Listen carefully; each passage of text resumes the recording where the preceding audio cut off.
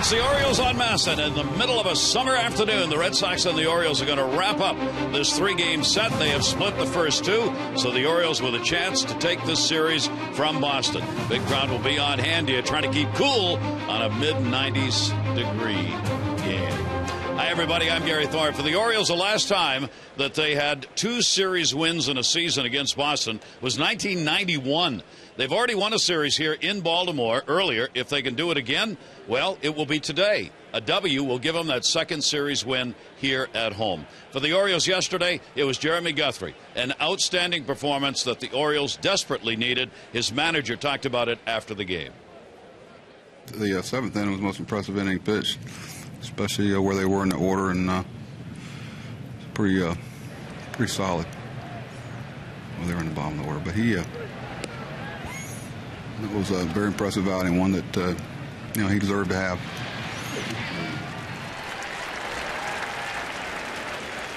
Did they ever? Only the third time in 32 days the Orioles had somebody go through the seventh inning as they started, Jim, and he was on last night. You know, we always talk about does good pitching stop good hitting. The Red Sox #1 in baseball in runs scored. They had gotten 15 runs and 16 hits. Guthrie pitched about as well as he's pitched all year long, only his fourth win. So maybe the record really doesn't tell you the whole story about his ability. But to me, the key to the game was seventh inning. Scudero on first. Ellsbury, who's got 11 home runs, hitting about 350 against right-handed pitching. This is the 110th pitch, the best throwing catcher in the American League. They start Scudero. He hardly ever runs. Really, nobody talked about it, but to me, it gets the Orioles off the field. An inning later, they will add 3 more runs, and that 6-2 victory wasn't as easy as it looked. Really inexplicable. And Ellsbury, when he was standing at the plate, if you caught him as Wieters was heading by, Ellsbury had a look on his face like, what was that? Well, you know, Buck Showalter talked about it. Nobody asked Terry Francona, and of course he has won a couple of World Series and in his defense, so maybe, you let that go. But Buck Showalter said maybe, and it's probably a possibility, maybe Scudero ran on his own, but it was ill-advised, especially Guthrie gets the ball quick. It was a breaking ball, and you saw Wieters still with that great arm threw him out by a large margin. That was a big play in the game. So let's take a look at head-to-head so far. These two teams are not going to meet after today until September when they've got a couple of series left to be played. On the year, 7-3, the Red Sox have the advantage with big offensive numbers, including the run spread and the home run differential, and, of course, that ERA. Guthrie helped last night by bringing it down, and the Orioles will have a chance today not only to win the series, they're going to go against the left-hander, Andrew Miller, who has really struggled so far at the Major League level. Yeah, I mean, this is a kid who was a former #1 draft choice. He's out of the University of North Carolina. He throws really hard, but they've brought the velocity down for him to throw strikes. He struggled in his last start. Ben Zobrist of the Tampa Bay Rays hit a grand slam. But you're going to see a tough lefty. We know the Orioles hardly ever play well against left-handers. But again, I think this is a big game for Jake Arrieta. He's really worked on his control and his wind-up. He's been throwing a bunch of home runs. And the Red Sox knocked him around when he last pitched against them up in Boston a couple of weeks ago. So good chance for some redemption this afternoon. Interesting that both of these pitchers have struggled with the same problems, and that's one, getting the first strike, and two, not walking people. Both Arrieta and Andrew Miller surrender a lot of walks in ball games, and they both have got to get out of that today. Well, they do, and that's why they're working on their mechanics. Miller's taking a little bit off. Jake, of course, has about as good a stuff as anybody in the Orioles staff. All right, we are ready to go. Great to have you with us for this day game from Camden Yards. Yes, the temperature pushing 100 by Friday. We hope it doesn't push that for this afternoon. First pitch coming up.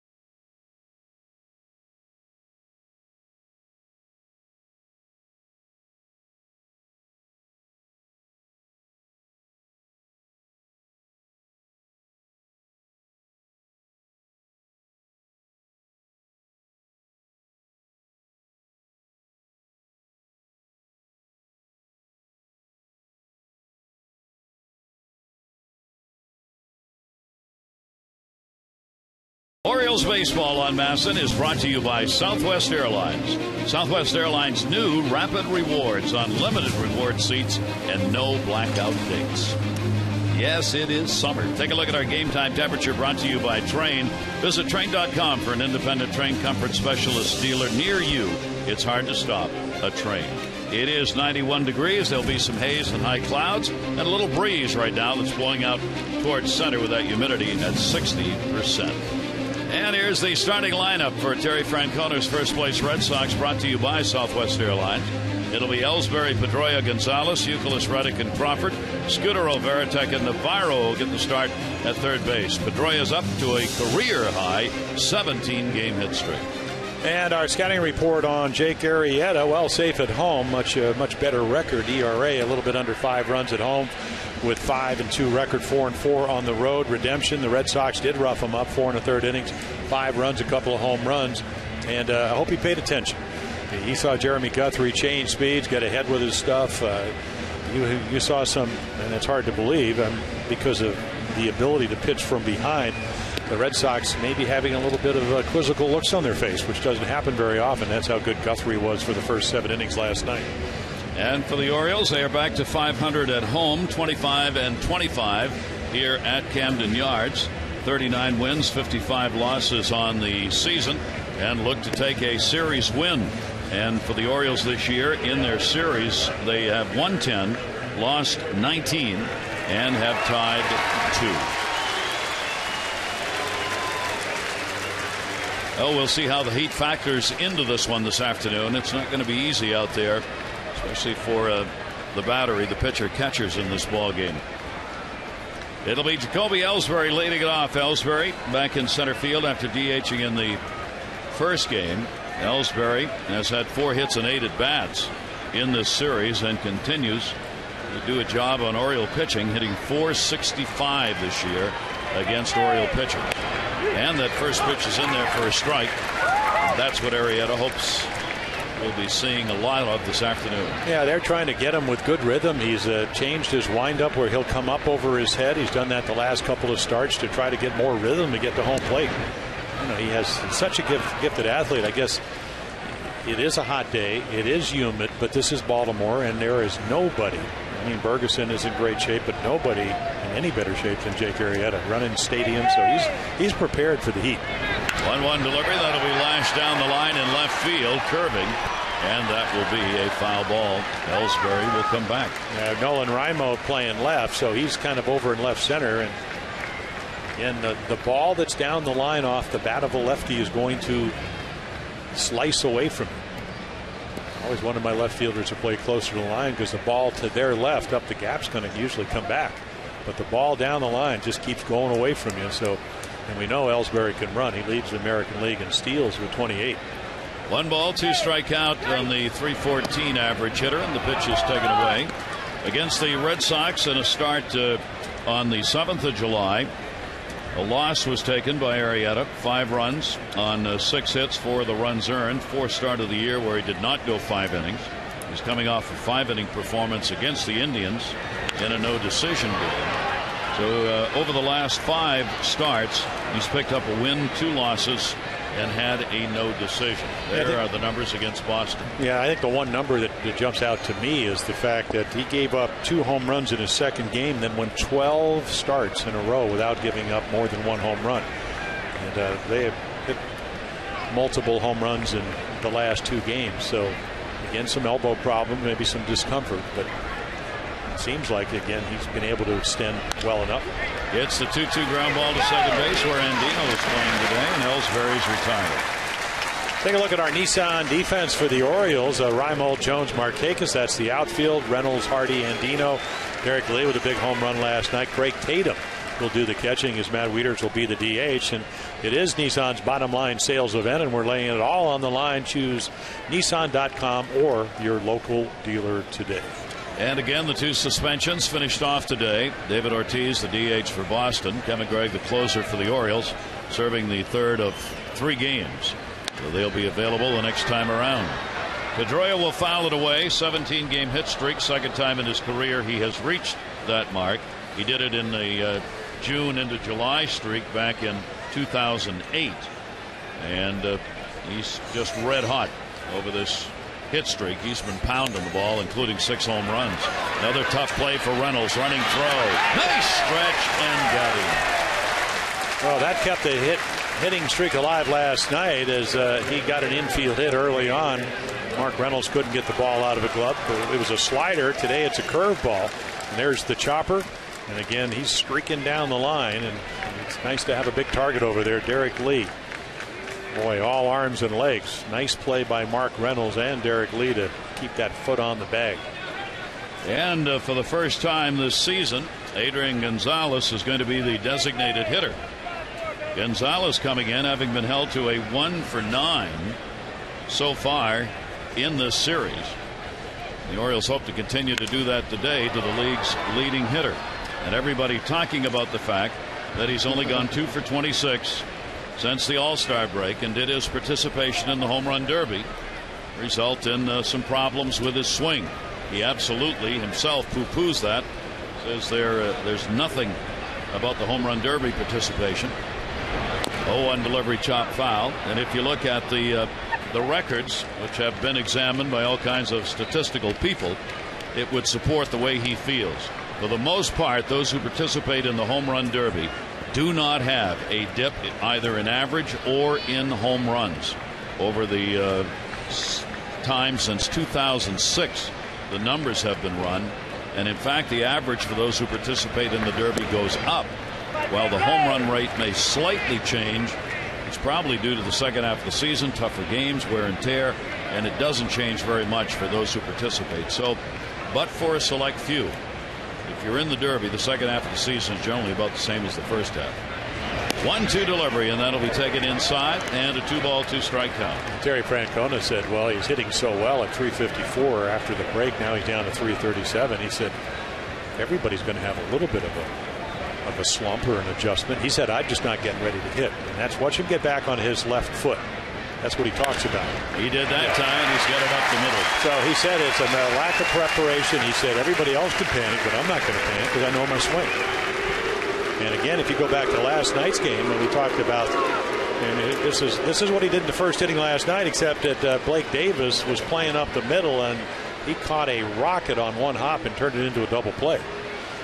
So again, I mean, this is a guy they committed 7 years, over $150 million because they know he knows how to hit.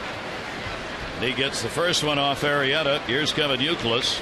Our Dodge Ram Expo brought to you by Ram Trucks, designed, tested, proven to be the best trucks we've ever built. Ram. And a 1-strike count on Kevin Youkilis. Youkilis has been held to a 2 for 10 in this series. He does have a 300 average on the season against the Orioles. Youkilis will take it. Youkilis 1 for 3 in the times he has faced Jake Arrieta. Well, he's hitting almost twice as good at home as he is on the road. He's hitting 192 on the road, 383, and we saw it last night. He lined out about as hard as you can hit the ball twice, and all he had was overs. Breaking ball will miss away. For both starters today, with the heat the way it is, obviously efficiency will play a part in how far they can go in the game. I've never seen Jake Arrieta perspire. Well, get ready. Yep. Well, this could be the day. You got a shot today. If it's ever going to happen. Yep. Yeah, I was going to one of my keys was going to be Cool Hand Jake instead of Cool Hand Luke, but again, this is where all the hard work of being prepared to pitch on a day or a night like this, because it's going to get to 100 by the weekend. Good slider right there. Fouls it back. Youkilis making his second start at first base in the ball game today, with Navarro getting the start at third. Well, the one thing, and Jake usually averages right around 17 pitches per inning, which is where he is now, and then you couple the fact that the best on base percentage in baseball, American League, is the Red Sox, so they make you work. But if you can command your stuff, and that's what pitching's all about. There you go. Called strike 3. Arrieta gets the K. Youkilis doesn't like it. Mike Winters takes the mask off, and they have a brief chat. No runs, 1 hit, no errors, 1 left on. Hardy will be leading it off for the O's.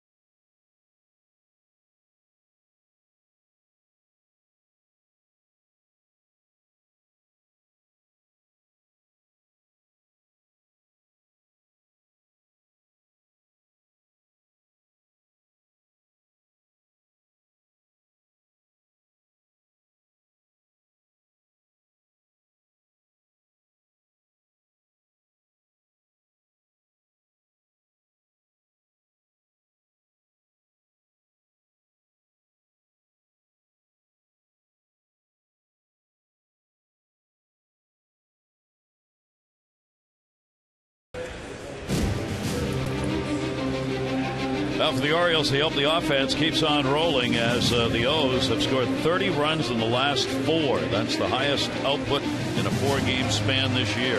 Lineup brought to you by Southwest Airlines. Hardy, Markakis, and Jones. Leaders Lee and Reynolds, Reimold, Andino, and Tatum. This month for Adam Jones, over 300. Miller getting ready to go as J.J. Hardy's back in the leadoff spot. And Hardy will take it down low. And our scouting report, well, under control, 9 walks. So he changed his windup. Used to throw 97, now 90 to 93. Much better in the daytime where he's 1-0 with a 1.50 ERA. ERA almost 7 runs a game at night. And then he is a tall drink of water because we mentioned #1 draft choice by the Tigers. Comes out of the University of North Carolina. Grew up in Gainesville, Florida. So he certainly should be used to this humidity. J.J. Hardy working against the left-hander, 2 for 8 in the series against Boston, and Hardy will foul that one away. The Orioles against the left-handers, 10 wins and 18 losses against left-handed starters this year. They have pumped the average up against lefties to .265 as a team. Still, however, that win percentage is the 3rd lowest in the American League against left-handed starters. 1 ball, 2 strike count on Hardy. 2 for 4 off the left-hander Miller. And the breaking ball fouled over the screen. Yeah, and he just airs it out on a hanging breaking ball. And, you know, I watched the game that he pitched against Tampa. He gave up the grand slam in the 2nd inning. And first 3 guys reached, and then Zobrist had a breaking ball for a home run, and then he was out of the game. Aceves in relief in the 3rd. So other than that, he's pitched pretty well for him. But he's cut down his windup. You can see not a lot of movement. And again, the velocity, even down in Tampa, even though it didn't pitch well, got up. It got to 93, but it's not the 96, 97 when he first came to the big leagues. Miller, highly touted out of Carolina, where he was a leader on a club that was regularly going to the College World Series. But in the majors, 18 wins, 27 losses, and he's bounced around. Breaking ball, and he got him to go after it. That was a hanger outside of the zone. Ellsbury with the glasses down has it. Hardy retired. Let's take a look at our Nissan defense for the Red Sox. Crawford, Ellsbury, and Reddick. Very, very mobile outfield for the Red Sox. Navarro, Scudero, Pedroia, Euclid, couple of gold glovers over on that right side, and then the captain, Jason Varitek, doing the catching. And that will bring up Nick Markakis. Varitek caught that whole game. 16-inning affair on Sunday night. Nick has been held down, a 1 for 8 in the series. And Red Sox pitchers this year have held him down to a .222 batting average. Now the one hit he has in this series, just a little kind of lofted a ball over the third baseman's head and the shortstop, and found a safe haven late in the ball game in the 15-10 loss. The 0 for last night ended his 11-game hit streak. He has not only been hitting, but as we've mentioned, also hitting for extra base hits have picked up for him during the streak. Well, the Red Sox, they can, again, this is not Lester, this is not Buchholz. They're on the disabled list. Dice K out with Tommy John surgery, but they're trying to pound him inside. You can see Varitek sitting. Well, he'll move away now, but he started on the inside corner. And right here, can you hit 91? And they got in on his fist last night to end that streak. Left that one out over the plate. Nick would like to have that one back again. He pitched against, as we said, the Orioles in the 5-3 win. When he left the ball game 5-3, it was a 10-4 win back on July 7th. Red Sox had a lot of home runs in that ball game to help the cause. That's right there. And Markakis retired on the strikeout. Well, Euclid thought the ball was low. It didn't appear to be that way. And this ball, just off the outside corner. And again, you got the home plate umpire, Mike Winters. He has established his strike zone. He's going to be a pitcher's strike zone this afternoon, at least early. So 2 down, nobody on. And that will bring up Adam Jones. Adam has continued hot. He's got a 5-game hit streak during which he has gone 8 for 20. He's continued it against Boston with a 4 for 9 in the series. And Adam trying to reach that 300 batting average, hitting .288 right now, will take the strike. So both Miller and Arrieta in their first innings doing something that both have had some problems with, as we talked about, and that's getting that first pitch strike in. Well, 3, 2, 2, 4, and 5. Those are the starts, and those are the walks. But again, it's a lot better than it used to be. And, you know, his contract that he signed back in December with the Red Sox stipulated he would either start the ball club, had a very, very good spring. They thought about using him out of the bullpen, and then he went down and proved that, and he had one of those opt-outs. So they brought him back. Otherwise, he would have been available for other clubs. Another good fastball. That was framed by Veritek. He thought maybe that was in there. This is the one that Euclid said he's over at first base saying, well, he called me out on this one. It's right at the bottom of the strike zone, but not a strike that time. At Pawtucket, AAA, the 3-3 record with a 2.47 ERA, 61 strikeouts, 35 walks for Miller, and then got called up. 2-1 delivery on the way, and a floater that he just lost control of slips away, and a 3-ball, 1-strike count. Well, when he came up, Gary, he was like the next, maybe not quite as tall, Randy Johnson at 6'10", but he was the next Randy Johnson. Randy Johnson's career turned around when Tom House, who was a pitching coach in Texas, told him, hey, you start on the balls of your feet and you end on the balls of your feet. In other words, your balance. Yep. And so for somebody 6 and 7, I mean, that's sometimes difficult to do. So that's why the windup is not quite as dramatic as it used to be.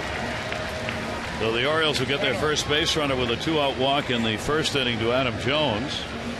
Where Jones, that's the 20th walk he has picked up on the year.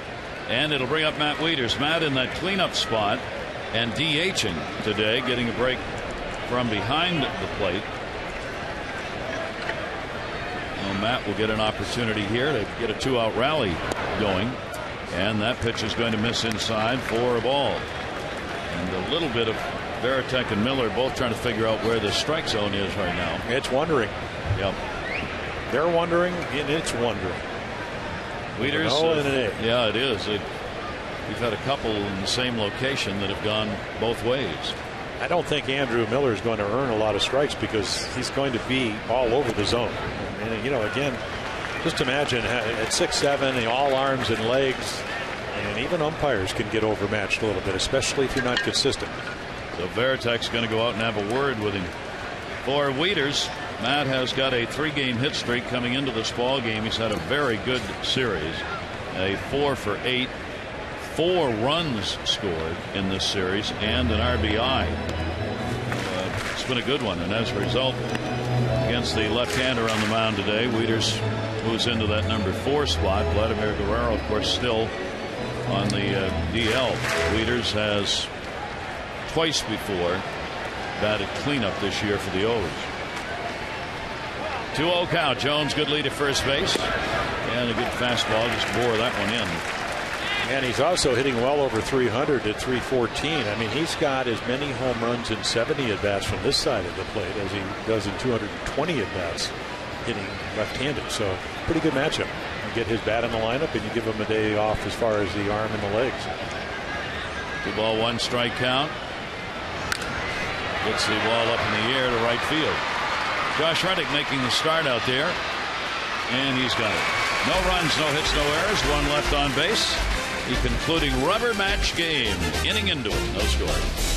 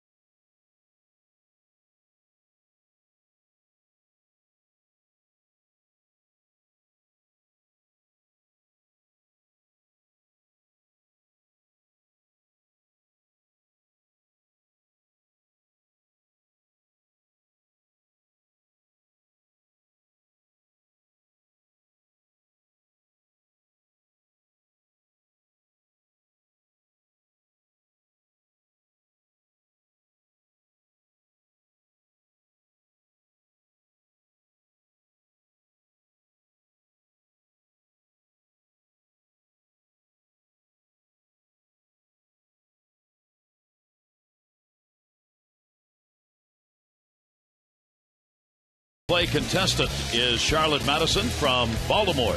For every double play the Orioles turn today, Charlotte, you get $1,000 from the Maryland Lottery. See how you can enter. The great scratch-offs for a chance to win and turn the double plays into money or other amazing great prizes. Just go to MarylandLottery.com/double play. Hopefully well hydrated crowd on hand for this one this afternoon. Lots of youngsters from the camps are in attendance as well for this day game. Jake Arrieta will be facing Reddick, Crawford, and Scutaro. Josh Reddick, he's had a big 4 for 8 series against the Orioles and getting a start in right field, and there'll be maybe a lot more of that coming up for him here in the second half of the year. It's exactly what you want out of your farm system, your minor leagues. You know, you bring him up. He's always had good springs. Last year struggled early, hit .351 the second half. J.D. Drew, you paid him what, $75 million over 5 years. He's had some good years. This year not. So you can save a lot of money and have somebody that can hit and run him down in the outfield. I'm not sure about the on-base percentage because he's so young. I mean, Drew, one of the best over the last 10 years in doing that. Reddick will take the pitch away. He's got 7 career home runs. 5 of them have come against the Orioles, including 3 home runs that he's hit here at Camden Yards in his young career.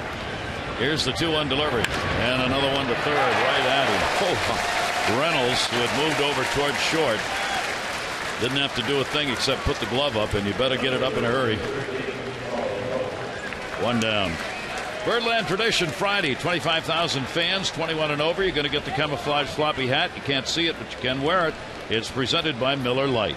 Don't miss the annual fan favorite. The Birds host the Angels, 7:05. That's Friday. 888-848-BIRD, Orioles.com for details. Crawford making his first appearance since coming off the DL in this series and has had a 2 for 9. He's had a home run off Arrieta. 2 of the 4 hits. 2 for 4 with a homer.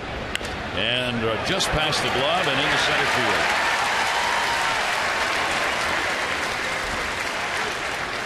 Yeah, a little breaking ball. He just slaps back up the middle, and then all of a sudden, if you're Jake Arrieta, looked like he might have a chance to catch it. And the minute he gets on, it's kind of like, at least in the old days, when his legs are healthy, and certainly the way he's running, it appears that way. It's like throwing a double. 9 steals this year out of 13 attempts. His whole purpose, as with most speedsters, get on. I'll get the other base. Just get me on. Here's Marco Scutaro. Scutaro with a 6-game hit streak. He has gone 3 for 7. There he goes. Here's the throw. One hopper. Tatum not in time and gets away from Hardy. So Crawford's got the stolen base. Well, that's what he brings to the tables when he's healthy. I mean, he didn't get on in April. He hit 155. So again, not a huge lead, but just great speed, straight steal. He never even looked at home plate. And again, this, Tatum's pretty quick release, but the ball bounces, and J.J. Hardy can't quite handle it. He's going to try to catch it, drop the glove. What a great camera shot right there. Probably would have beat it anyway. Tatum now 2 for 12 throwing out base stealers, and against Arrieta, opposition 9 for 13. Scutaro an RBI chance. Roller with a runner going. Reynolds will go to first. 2 down. Crawford moves over to third base. A perfect pitch to try to get Marco Scutaro out because he's such a good high fastball hitter. Slider down and away. And that will bring up Jason Varitek. Varitek and Salta Lamacchia are sharing the catching duties, and one of the rare times where you have 2, not 1, but 2 switch hitting catchers. That's unheard of. Varitek is hitting at 241 overall, left-handed 225, 271 right-handed, but all 5 of his home runs have been hit from this side of the plate this year. So a runner at third base and 2 away for Varitek, 263 with runners in scoring position. And that is in there for a strike. Jason Varitek hitting 303 over his last 25 starts. Really had the bat to come alive for him. As we said last night, the combination has been a good one, both behind the plate and at it for the Red Sox. Off the end of the bat, may have broken that one, and Dino's got it. And Arrieta's out of it. No runs, 1 hit, no errors, and a base runner left on in scoring position. Coming back with Lee Reynolds and Reimold.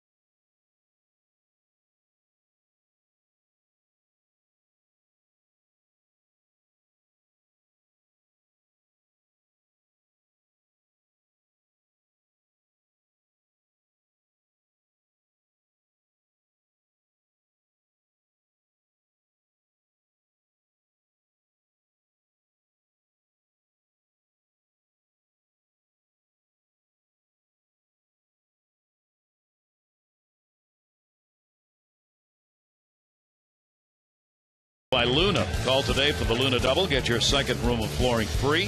877-241-LUNA. The runner in scoring position leaders in the American League. Cleveland's Travis Hafner on top. Jason Kubel.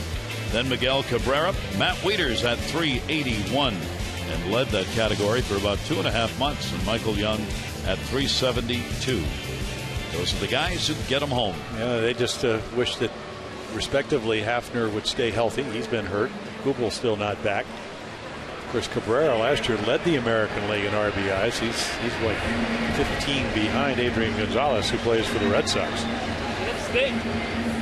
Gonzalez with 78 leads the majors in runs batted in. Here's D. Lee, 4-game hit streak. He's gone 3 for 8 in the series, average now at 239 on the year. He's had an 0 for 5 against Miller. You take a look, last 2 games, home run, 4 RBIs that Lee has driven in. The first triple off of Wakefield since 2009, and then a good swing on a fastball down and away last night. Popped that one up and an inside out. Pedroia wants it. And 1 away in the second inning. Lee retired. And our league leaderboard brought to you by Lexus of Towson, Baltimore area's #1 Lexus dealer, who invites you to come in and see why they are #1. Home runs in the American League. Jose Bautista remains on top, ahead of Curtis Granderson, tied with Mark Teixeira, then Konerko, and Mark Reynolds, who's got 21, and Nelson Cruz also there with 21. David Ortiz, DH for Boston, also in the top 10. He is 9th with 19 homers. Reynolds is 4 for 7 off Miller, and will take the pitch up high for a ball. Reynolds, the RBIs, passing that 50 mark in the ball game last night.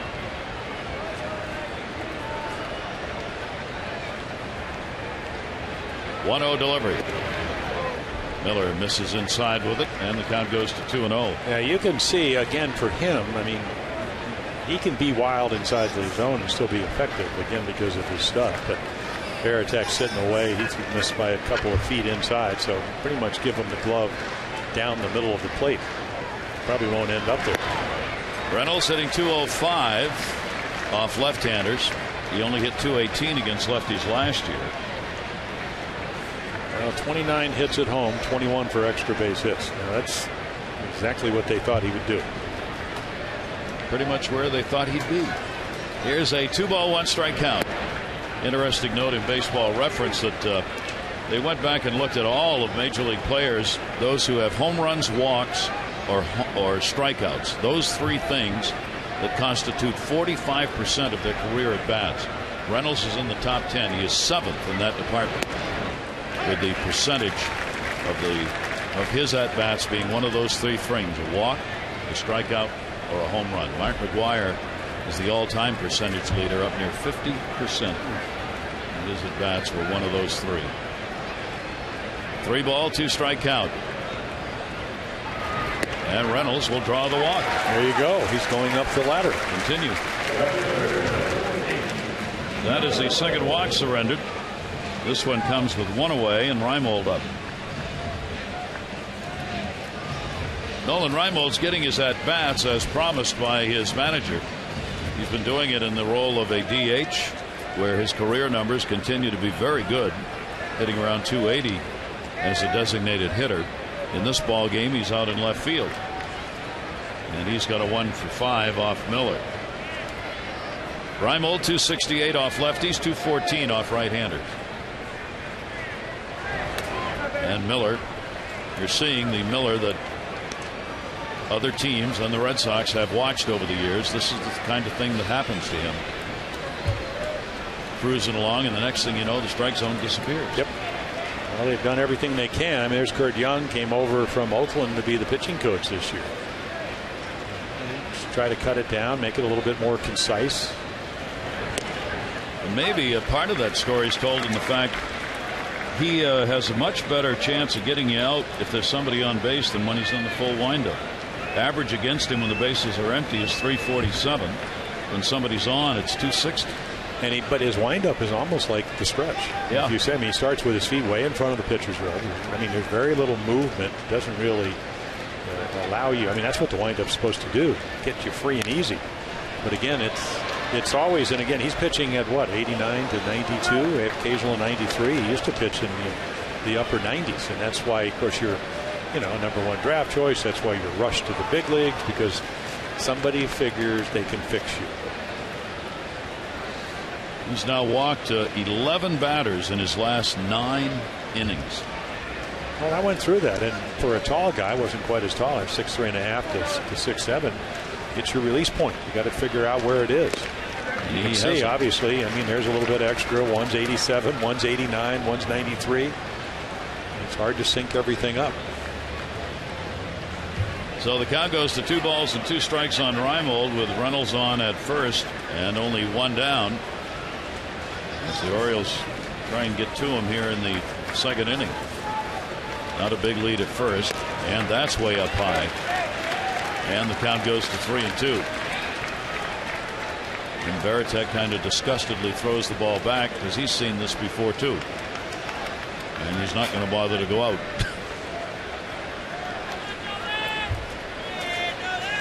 And obviously, nobody's more frustrated about this than Miller himself. Well, it's an opportunity because of the injuries to Lester and Buchholz and Daisuke Matsuzaka.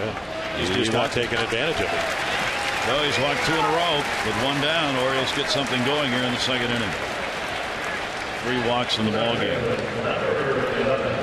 Now that he's thinking about that, you hope if you're the next batter in Andino, you may get one just right down the middle of the plate as Miller tries to throw a strike. Well, Robert hits lefties so well at 341, 206 against righties. I guess the dilemma for him is, I want to be aggressive. I hit them well, but I got to make sure it's a strike.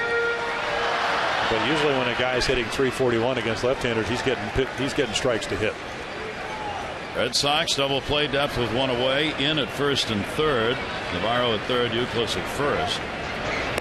And that pitch is going to be up high, and almost at a point now where you have to take until he throws a strike, because he's not.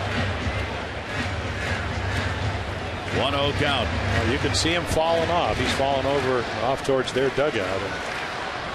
And try to stay close, try to shorten your stride a little bit, but again, it's hard to do if you haven't had a lot of experience. There's a little one. See, he just cut his stride down, threw a changeup. So it's a nice call by Varitek and trying to get him out of that fastball pattern, and it wasn't working. I wouldn't imagine that this probably will be another one. 1 ball, 1 strike count. Robert Andino's had a 1 for 3 in this series.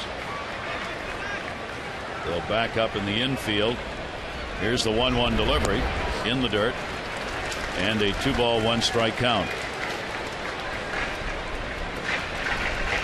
And obviously, when Miller gets this started, mentally it becomes even tougher for him, because you don't want to be aiming the ball and just placing it on the bat. Reynolds at second base, Reimold at first, 2-1. Andino, and that's up high, and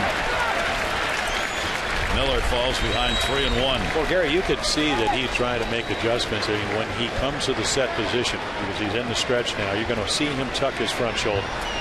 And that's the, he already starts with a closed stance. In other words, he's facing over, really into the left fired box. Now, see how he tucks his shoulder? He wants to keep that closed if he can, and he can't. And he's walked them loaded. 3 walks in a row after a pop-out started the inning. Well, here comes Kurt Young, who was a left-handed pitcher in the major leagues, a good one, before he became a pitching coach. And of course, he gets to see him. This is the demons that Andrew Miller's always fought. So Miller in trouble, and the Orioles with a real chance. They've got Tatum coming up with the bases loaded and only 1 away. 4 walks in the ball game already for Miller. He walked 5 in his last outing against Tampa Bay and did give up a grand slam to Ben Zobrist in the 2nd inning. And the problem becomes, and you made a great point about aiming the ball, is that not only do you aim it because you're trying to figure, well, I'm just going to throw it for the middle of the plate. I don't really know what's going on, but you start squeezing a little bit different. So, but again, he's not going to get any borderline pitches because he's just not consistent enough to earn them. So let's see what Tatum can do with them. Tatum 4 for 10 off lefties, getting the start behind the plate. Bases loaded and only 1 away. Outfield deep and the infield back. Faces Miller for the first time and goes after one and fouls it away. Well, I did walk 130 and 129 innings my first year in A-ball, and my theory was once you got one out, you're only 1 pitch away from a double play ball or a pop-up or a strikeout. Now the Orioles are obviously thinking on a more positive note. They're just 1 swing away from maybe a gapper or a looper or whatever. And you're on the board with a lead. 0-1 delivered to Tatum in the dirt, gets away. Veritek blocks it. Runner stays. Reynolds, the lead runner at third base, wisely goes back, and the count goes to 1-1. Yeah, he's just going to bounce a little changeup because he throws a fastball right by him and comes back with a changeup. And the captain, Jason, does a very nice job because that ball bounced well out in front of home plate. Tatum getting his first chance in this series. He had his first multi-hit game of the season on Thursday against the Indians when he picked up a couple of hits. 1 ball, 1 strike count. Sacks full, 1 down. Tatum will take that, and that's down low.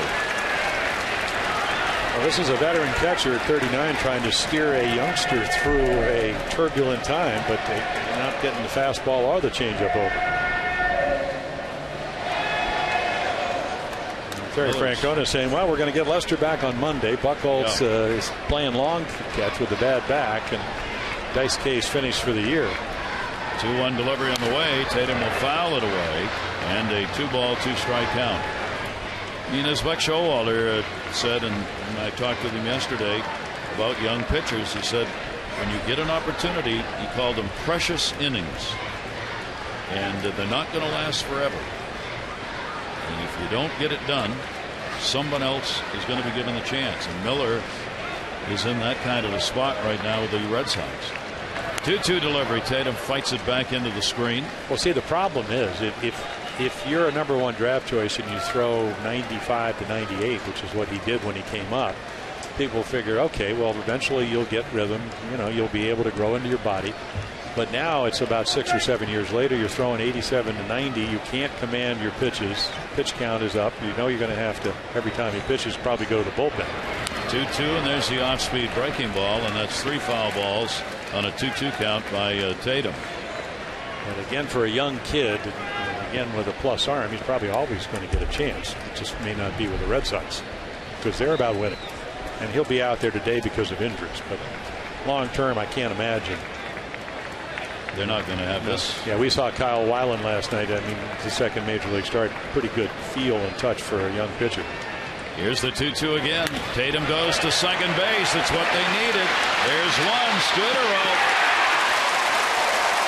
And an Opportunity lost. No runs, no hits, no errors. The double play ends the inning.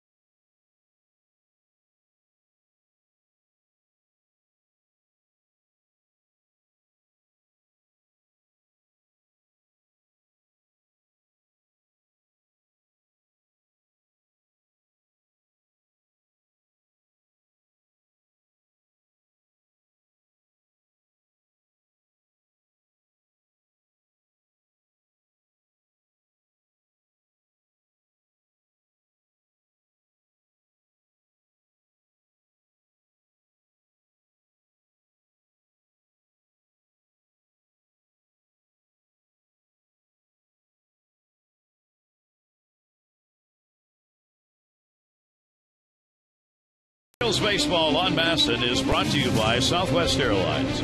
Southwest Airlines' new Rapid Rewards, unlimited reward seats, and no blackout dates.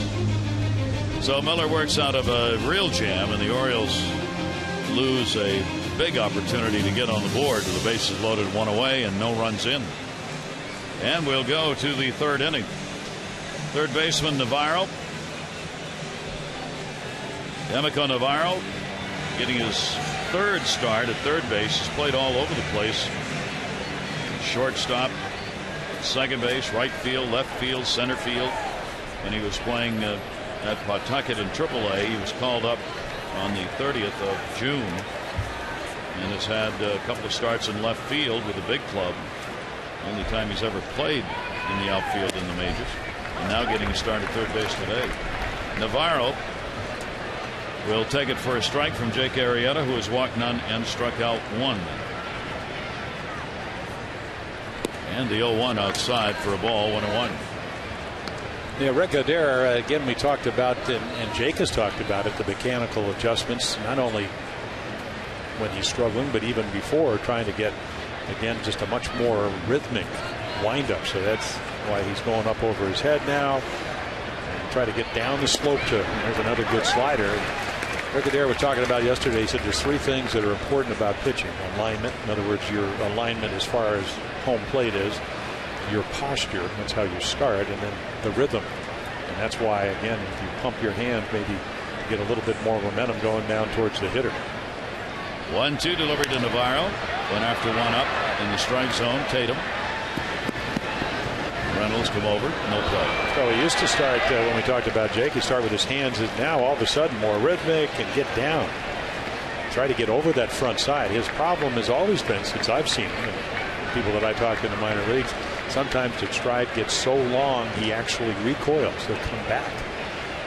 So again, Rick Adair, as he is with a lot of the young pitchers, just the slight adjustments, and you hope that it'll work, and it's very difficult to do it at this level. It's kind of one of those spring training things you try to do, but hard to do it against the Red Sox, the best offensive team in baseball. 1 ball, 2 strike count on Navarro. He'll ground that short. Hardy. Navarro retired, 1 away. On Sunday, the kids can live out their big league dreams. Fans 14 and under invited to run the bases after the 1:35 game against the Angels. So gather the family up. Make it a memorable day here at Camden Yards. Get tickets in advance. You save when you do. 888-848-BIRD, Orioles.com, and run the bases on Sunday. Top of the order in Ellsbury, who grounded out his first time up.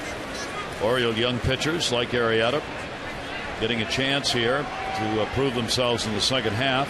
Buck Showalter was asked about Brian Mattis before the game today and how he was doing, and Showalter held it back. He said he's better little by little.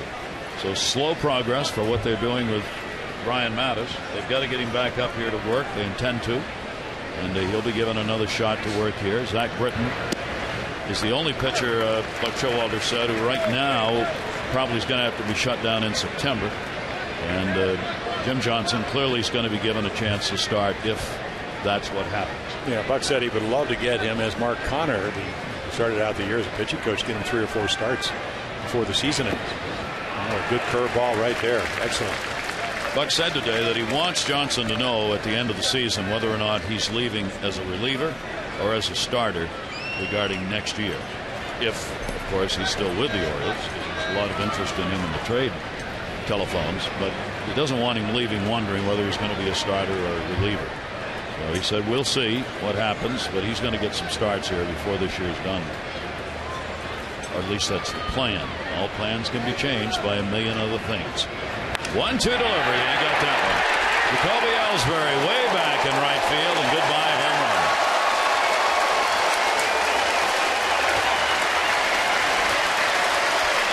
Well, we talked about it the last 2 games. This is a new dimension for the Red Sox and Jacoby Ellsbury. 14th home run, 12th against right-handed pitching.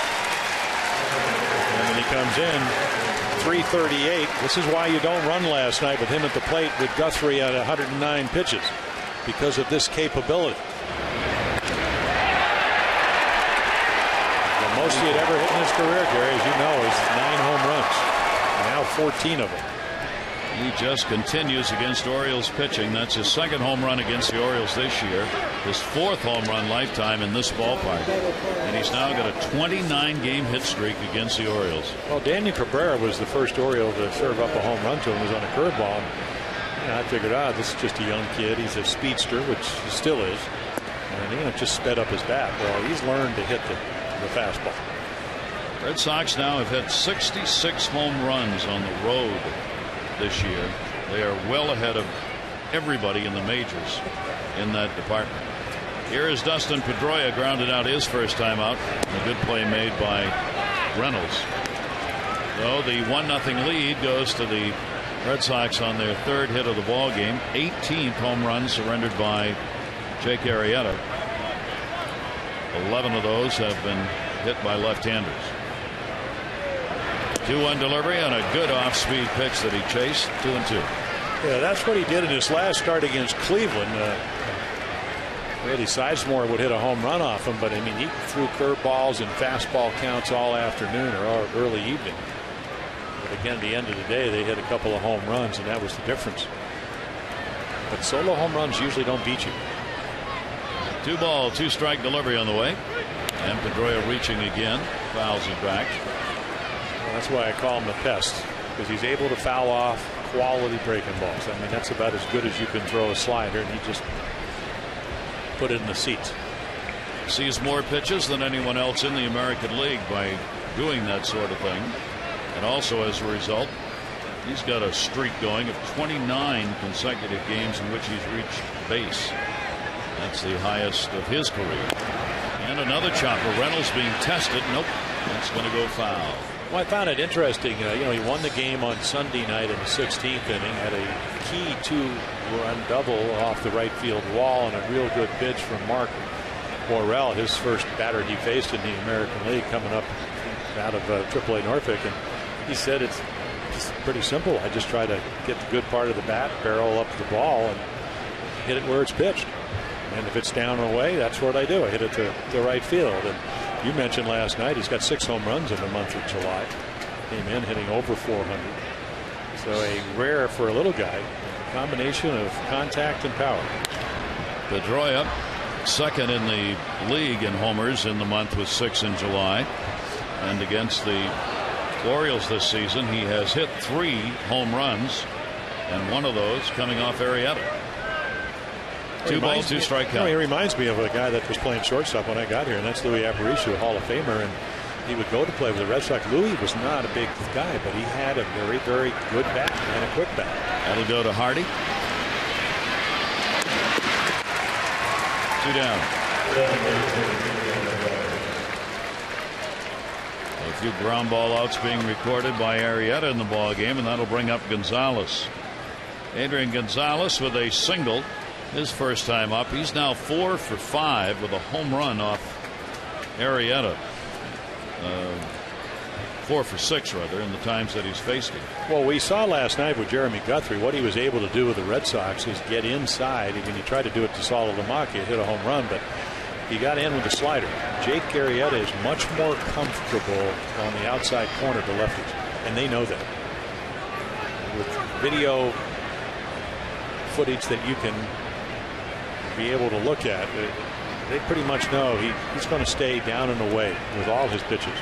So very good. So you can kind of lean, you can kind of dive. I thought Kevin Gray made a great point after we had the throwing episode up in Fenway. He said they've hit 55, we've hit 21 guys.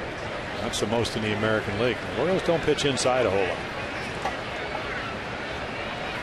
Arrieta with a 1-1 delivery on the way, and that'll be taken away. Gonzalez with the 49 extra base hits, best in the American League, even ahead of Bautista with all those home runs. He's got 47. 2-1 strike count. Gonzalez acting as the DH in the ball game today, and he'll take that one into right field. He's got another hit, so he's 2 for 2 in the ball game, and 5 for 7 against Arrieta. Again, the preparation of being ready to hit. When you get the front foot down and you get the separation of weight back and front foot down. And again, he played in San Diego. I mean, even though he came out of Oakland to Texas and whatever, but he had a chance to talk to Tony Gwynn on a regular basis, and that's how Gwynn hit. But of course, never had the kind of power that Adrian Gonzalez had. Euclid, a strikeout victim, and the only one for Arrieta in the game, and didn't particularly like the call. Had a little discussion with Mike Winters, the home plate umpire. Euclid always has the edge on. A couple of years ago, the edge on was in his own dugout, resulted in a couple of shoving matches in there, but he's a very competitive ball player. Well, I asked him about that a couple of years ago up at the cage in Fenway, and I said, don't you realize that really gets the opposition upset? He said, I really don't care. I mean, he said, I'm not trying to show them up. That's what it takes for me to get ready to play. Not the first guy that didn't like to make outs. And he hasn't changed much either. Great pitch by Arrieta. Came inside on him. He couldn't even get the bat out in the 2-1 strikeout. Yeah, Jake up to 52 pitches. We're in the third inning. Yeah, a little two-seamer that runs down and in. He couldn't hold up.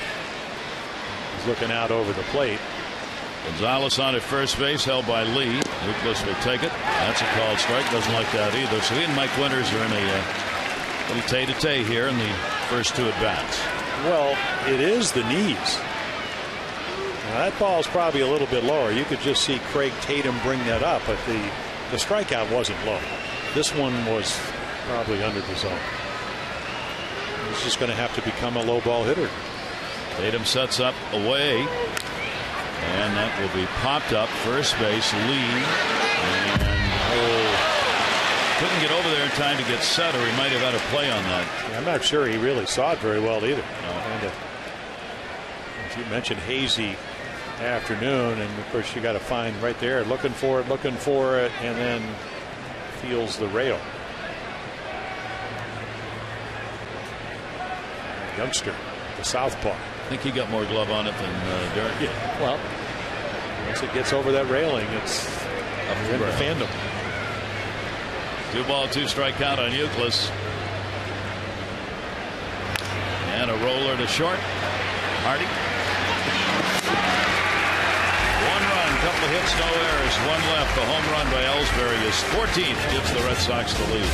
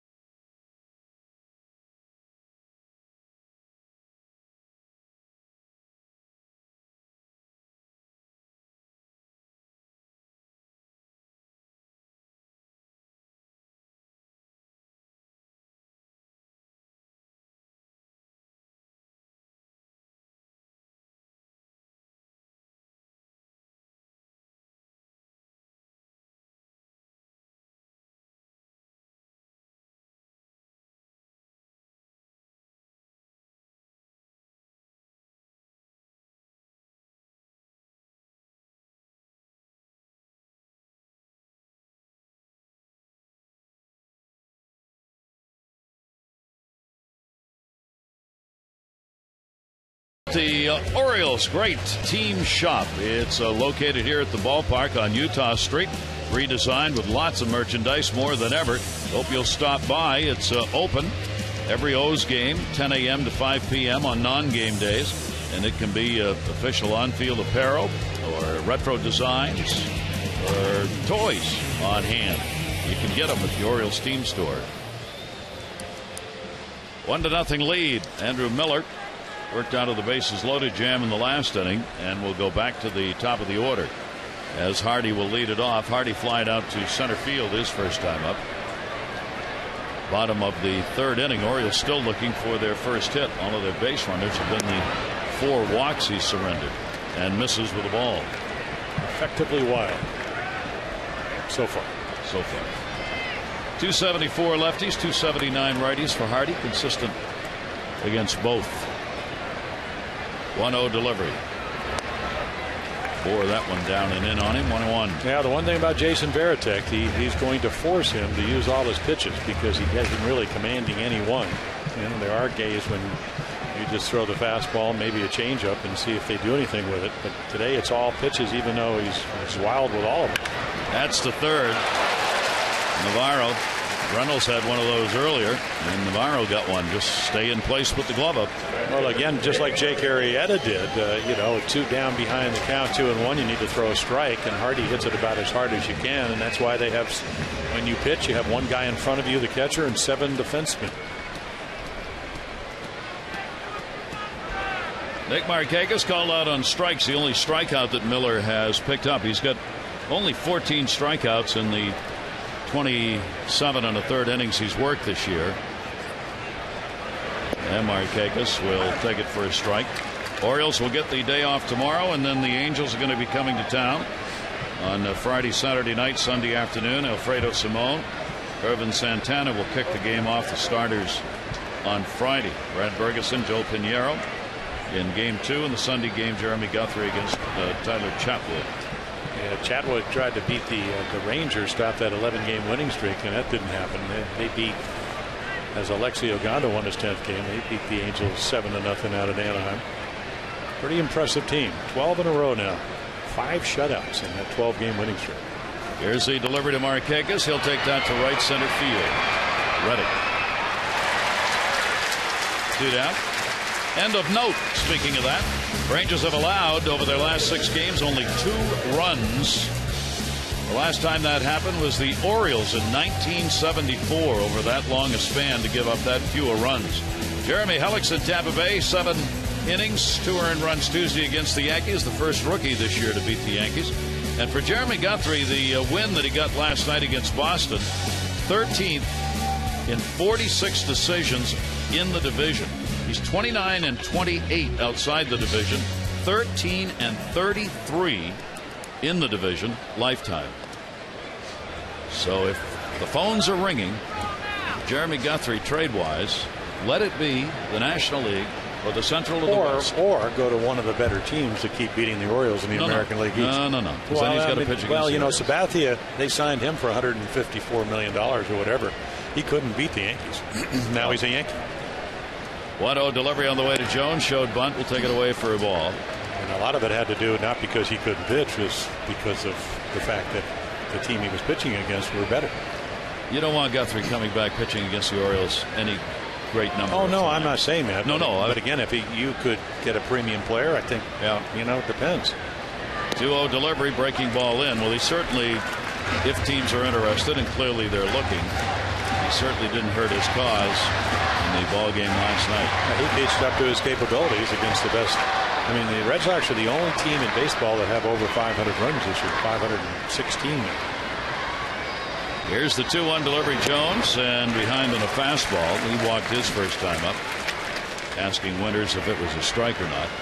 And that's not to say Jeremy won't be here. I mean, certainly for the Orioles, the innings that he has put up in the quality games, giving the Orioles a chance.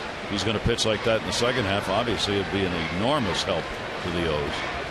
But right now, it's looking to get some quality players and a number of them if there are going to be deals.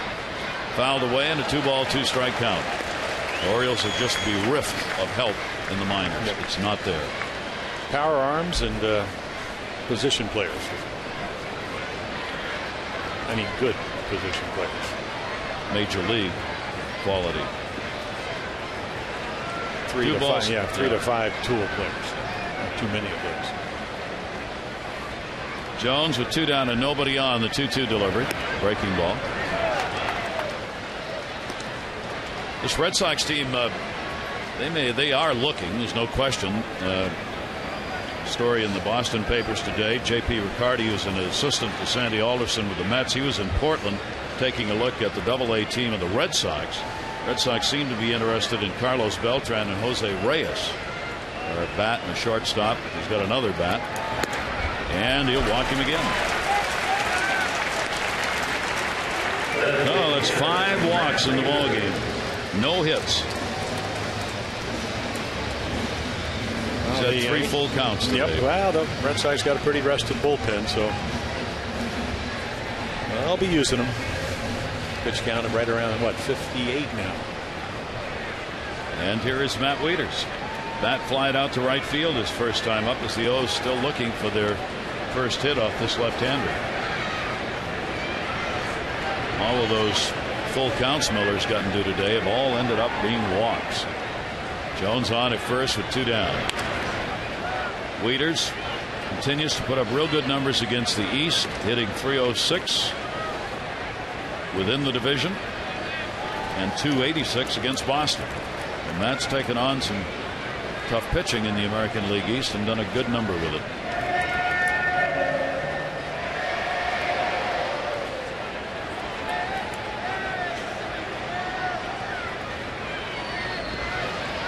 Jones stepping off a little bigger lead at first. Here's the 0-1. Wieters to short. Scudero, Pedroia, and gets there ahead of Jones. No runs, no hits, no errors, and 1 left on base. 3 complete in our day game. 1-0 Boston.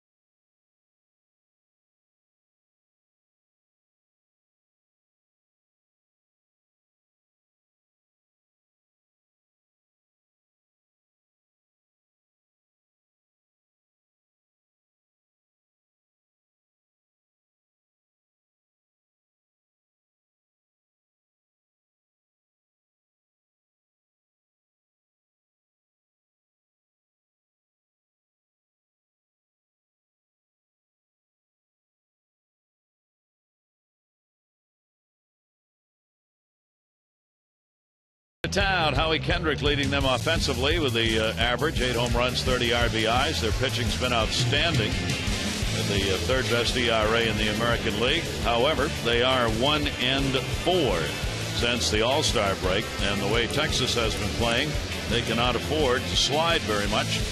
The Texas having won 12 in a row, and the Angels have now lost 3 in a row and have fallen 5 games behind the Rangers. So they'll be here for the 3-game set Friday, Saturday nights, and Sunday afternoon.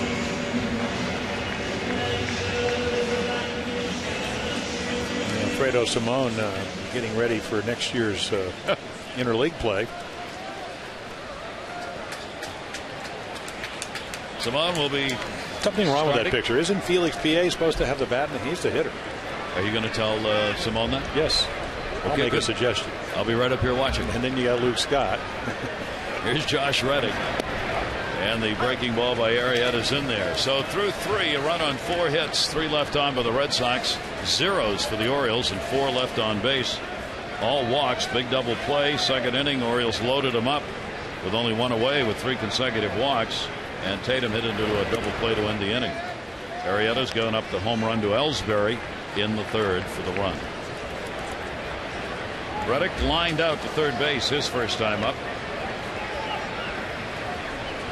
1-1 delivery up the middle, base hit. Well, this kid does not miss too many fastballs. A couple of hits early on against Jeremy Guthrie last night. Finally got him out with breaking stuff. But again, 1-1 count. Again, young hitters, if you can come to the big leagues and hit the fastball, you can always adjust to the breaking ball. Or you have a better chance. So Reddick's on against the Orioles now, 5 for 10 in this series. And here's Crawford. He reached on a single and stole a base, stranded at third in the second inning. Crawford 3 hits, 10 at bats against the Orioles. And Reddick will be chased back to the bag. As we said, against Arrieta, base stealers now are 9 for 13 on the year. Yeah, early in the year, I mean, he's getting almost 7 runs a game in run support. When you get a lot of early leads, it cuts down on them running. A little different today. You know, Reddick doesn't run a lot as a young player. He still has, looks like he has good speed, but does he have base stealing speed? Not yet. Reddick with a 1 out of 2 in the games played at the major league level this year. Reddick is in his 29th game since being called up. 0-1 count on Crawford. Orioles playing straight away in the outfield. Reynolds backs up at third now. Good stop made by Tatum to hold the runner at first base. You can see how hot it is today. That dust kicked up when Tatum moved. I mean, it is really dry and baking on that infield. Arrieta 1-1. Not a big lead at first. And Crawford again will take that inside. Again, a pitch cutting down and into the dirt. 2-1. Bullpens will be used in this game if the pitch counts continue. Arrieta's up to 61. He hasn't walked anybody, so that's saved some time, and that's a big number for Arrieta to get away from those walks. It's the first thing Buck Showalter talked about today before the game as to what Arrieta needed to do to get that 10th win of the year. And said he can't walk people. He's got to stop with the walks, and that's about what we hear a billion times a day, fastball command. Well, it allows you to throw strikes, but it also allows you, if you throw a lot of fastballs, it allows you to pitch and play a guy a certain way. You know, shift him to left field, cuts down the size of the field, especially in the outfield. Just hasn't mastered that yet. 2-2. He got a hold of that one. That's going to go near the wall, and that will be a fair ball into the corner. Markakis as it bounces around. Reddick's going to be held up. He's running through the side. Now he's going to go back. Now nobody at second to cover. Ooh, that was close. Reddick had made a big turn. He was going. Tim Bogart, third base coach, was trying to get in front of him so he could see him, and was running down the line with him to hold him up. Well, it's a tough call because, again, this is one of the nooks and cranny. You could see it hit up against where the grounds crew comes out. But right here, I mean, he should be running. I mean, you got to have a better sense of that there's no way somebody's playing on the line, and that's why he doesn't score. And there's Tim Bogart holding him up with nobody out. But that was just a slider that sped up the bat of Crawford, laid on the fastball right on the breaking ball and hits it into the corner for a double. So Crawford's 2 for 2. Runners at second and third with nobody out. Here's Marco Scutaro. 6 hits now for the Red Sox. Scutaro takes it for a strike. Scudaro's got a 6-game hit streak, including a 3 for 8 that he has picked up in this series. Well, I don't know if he's thinking about this, but any ground ball to the right side gets a run in and it gets the runner over, and it doubles their lead. Got to take a shot to right field on the ground. He'll take a strike that he clearly didn't think was one, and it's 0-2. Now, of course, things change once you get to 2 strikes. Look at those numbers. That's pretty ugly. Yep, it really is. And last year hurt, shoulder problems, had a nerve coming out of his neck that caused him all kinds of problems. Here's the 2-strike delivery on the way. One of the reasons, those numbers, why the Red Sox are interested in Reyes, whose name keeps surfacing, that the Mets appear ready to shop him and look for a lot in return, and the Red Sox have a lot to give if they're willing to surrender some of their younger players, especially a couple of younger pitchers. Well, that gives you, you already got Crawford, you already got Gonzalez, you already have Pedroia. I mean, it's going to just add another Ellsbury, another franchise type player. Good pitch right there. Yeah. Arrieta with his second strikeout at a most opportune time. He just tried to stay out of the zone, and again, Tatum moves up and in, and he misses, but just enough off where Marco swings right over it. And our Jeep Expo brought to you by the 2011 Jeep Compass. So Veritek will get the chance, 2 in scoring position and 1 down. Yeah, there's only a man on third. You probably bring your infield in because he doesn't run very well, even if he got a base hit, but you don't want to give up 2 runs, so they'll play back. Veritek asked for the timeout. Yeah, the only infielder that is in, and that is Mark Reynolds at third base. Arrieta's done a good job this year with runners in scoring position, surrendering an average of only 224. Veritek, the ground ball, will get a run in, and Dino will make the play. So the RBI to Veritek. Reddick scores, Crawford to third, and a 2-0 Boston lead. Well, nice at bat. We saw Reimold do it last night for the Orioles' second run. To get an RBI, obviously you'd like to get a hit. But again, good hitting by Jason Veritek, just getting the ball in play. 19 RBIs for Veritek and 27 for Saltalamacchia, their 2 catchers. Now Navarro with a runner at third and 2 down. Navarro grounded out his first time up. Third baseman today, and he'll take the pitch outside as Tatum goes out to get it. And a 1-0 count. Leadoff single Reddick, followed by the Crawford double. It's resulted in 1 run in the inning. And now Navarro after the 2-out RBI. And that pitch by Arrieta will miss up high in a 2-0 count. Navarro's had only 6 chances with runners in scoring position. He's 2 for 6.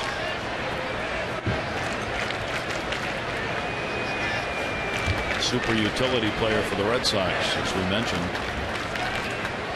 Everything in the infield and outfield he can play and has. 2-0 delivery, and that will catch the corner. 2-1. Yeah, you mentioned Jed Lowry. He just can't stay healthy. Hurt his left shoulder. He's had wrists, all kinds of injuries. Mononucleosis. Terrific start for him. Maybe not the Red Sox, because they started out 1-8 this season. Hard to believe. Now leading the American League, but that was their start. 2-1 pitch. Good one. A good breaking ball, and the ability, again, a young hitter. Fastball count, that's what he's looking for, and waves at a good slider down and away.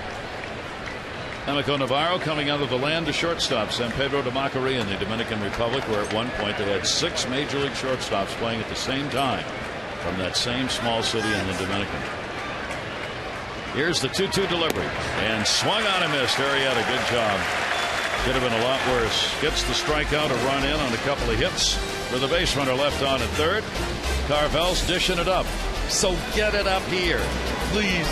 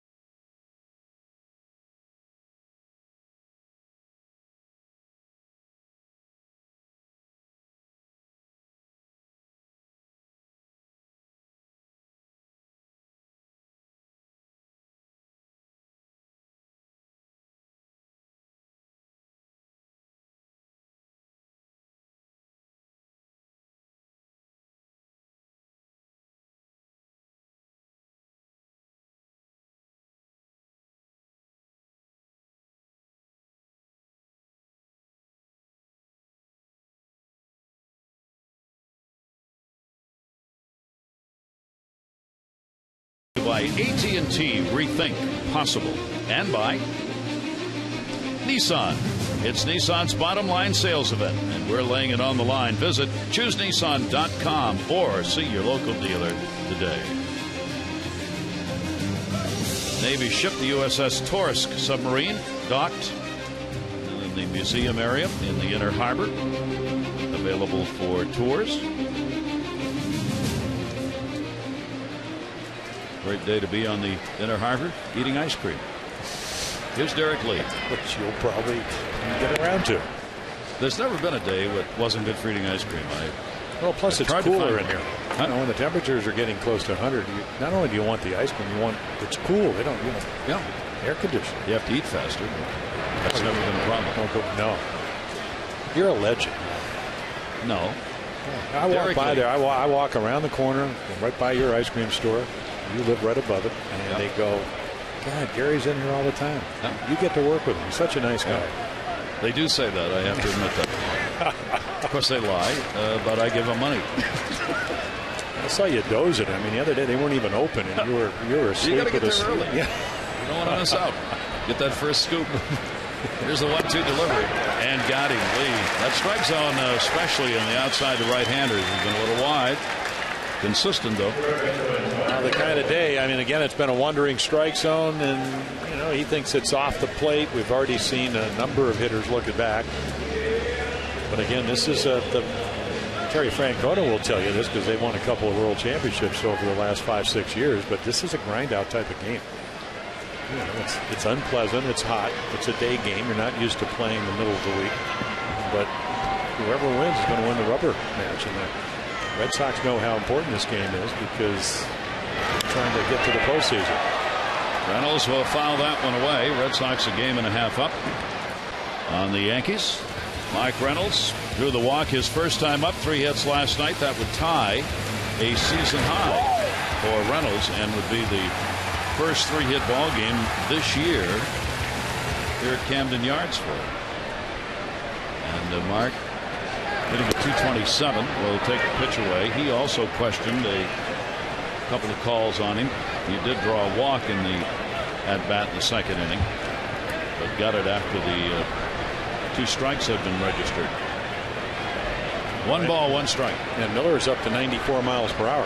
He's been as low as 87, now at 94, and there's a good breaking ball. He's got a great off-speed breaking ball. If he can just get it set up with the count. I mean, I went through this early in my career, especially in the minor leagues, and before I hurt my shoulder. You got to learn to pitch. And walking the bases loaded or getting the bases loaded, when you're a power pitcher, which is what he's supposed to be, that's just part of the deal.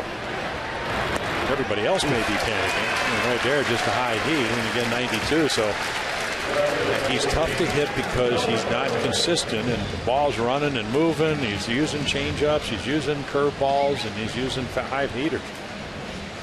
So that's going to be 3 strikeouts for him, 2 in a row here in the 4th inning as he gets Lee and Reynolds. And for all that we've talked about for the 26-year-old left-hander today, he hasn't given up a hit. Here's where Reimold drew a walk his first time up, part of that 3 consecutive walks in the inning. Reimold will put it in the air this time. Scudero back, Crawford in. Crawford. He's got it. Miller has a very good inning as he retires the side in order. So if you really want to have a great day, you put the sprinkles on the top and then eat fast.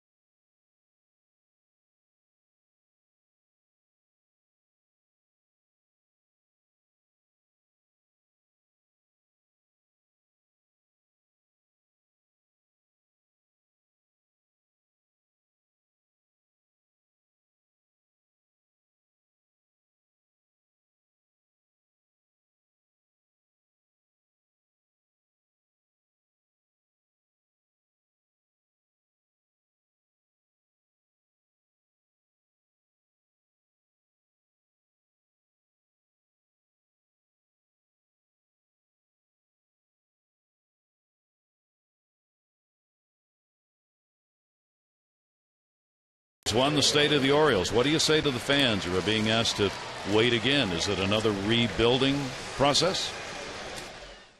I'm not going to give in, and I'm not going to at any point paint a picture. When I hear people talking about 3- and 4-year plans, they usually scare me a little bit because they're usually trying to cover their butt.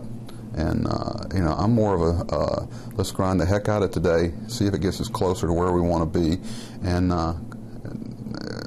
don't look at longing eyes at what Tampa, Boston, New York is doing.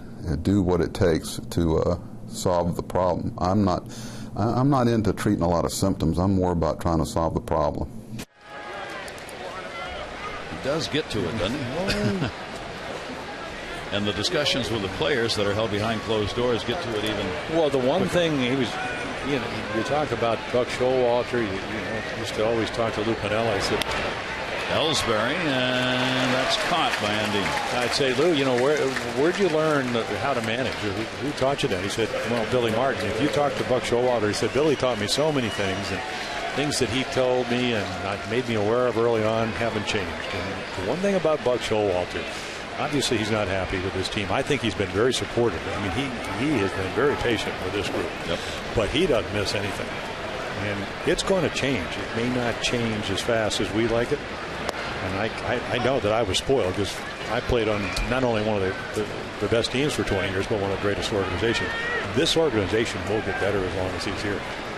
And he's not going to put a time on it. He's going to try to do it day to day. And that's why if you're a young player, what an opportunity.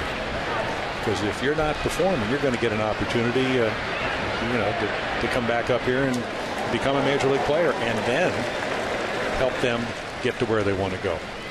And trying to get it done through the organization as the Orioles used to do, where you have uniformity in what players are taught, especially pitching-wise, up and down the organization. Buck is adamant about that sort of thing. He shakes his head sometimes at what he sees coming up from the minors and wonders how could it be. That will not stay that way. No. It can't. It's got to change, and that was a great luxury. I guess, again, you're talking about being spoiled. Everybody, we had the Cal Ripken Sr. running your instructional league at A-ball. You had guys like Jimmy Fry who would go on to manage. Billy Hunter, people like that. George Bamberger managed Milwaukee, managed the Mets, was one of the best pitching coaches in baseball. So Ray Miller went on to be a great pitching coach. They're going to find the way. Reynolds and Pedroia. Hitting streak. Not this guy. Yep. So it's a new record for Pedroia. Personally, an 18-game hitting streak. His ground balls, 2 of them, have been real tough plays for Reynolds. He made the first one, but not going to get him here. And again, a high breaking ball, so he swings over it. And again, we don't expect him to bunt. So the infield hit back-to-back games to maintain that hitting streak. He leads the Red Sox in infield hits with 14 now, 2 ahead of Ellsbury.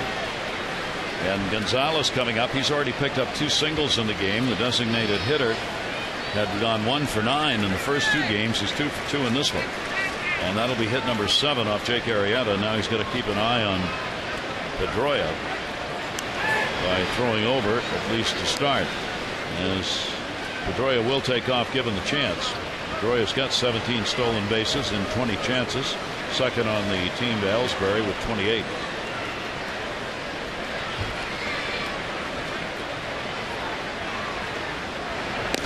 Pitch is a strike on the inside corner to Gonzalez, who is now 5 for 7 with a home run lifetime off Arrieta. Well, they hit a curveball the last time and a fastball up the middle the first time. But the only pitch, the home run up in Fenway, was a fastball out over the plate. They'll chop that one foul. Well, that's the pitch that Adrian said that he just has not been able to get ready to hit. He said, again, you got to get the front foot down. You have to be prepared. And if you are able to do that, then you can track the ball a little bit better. Everybody I've ever talked to said it just slows down. Bert Brett used to say, kind of makes it look like a beach ball sometimes. Of course, he hit 390 that year. I guess everything did look like a beach ball, but. And he hit it like a beach ball. 2 strike count, Pedroia. Not a big lead. And that will be fouled off again by Gonzalez. Arrieta now in the 5th inning is closing in on a hot day on that pitch count with 81.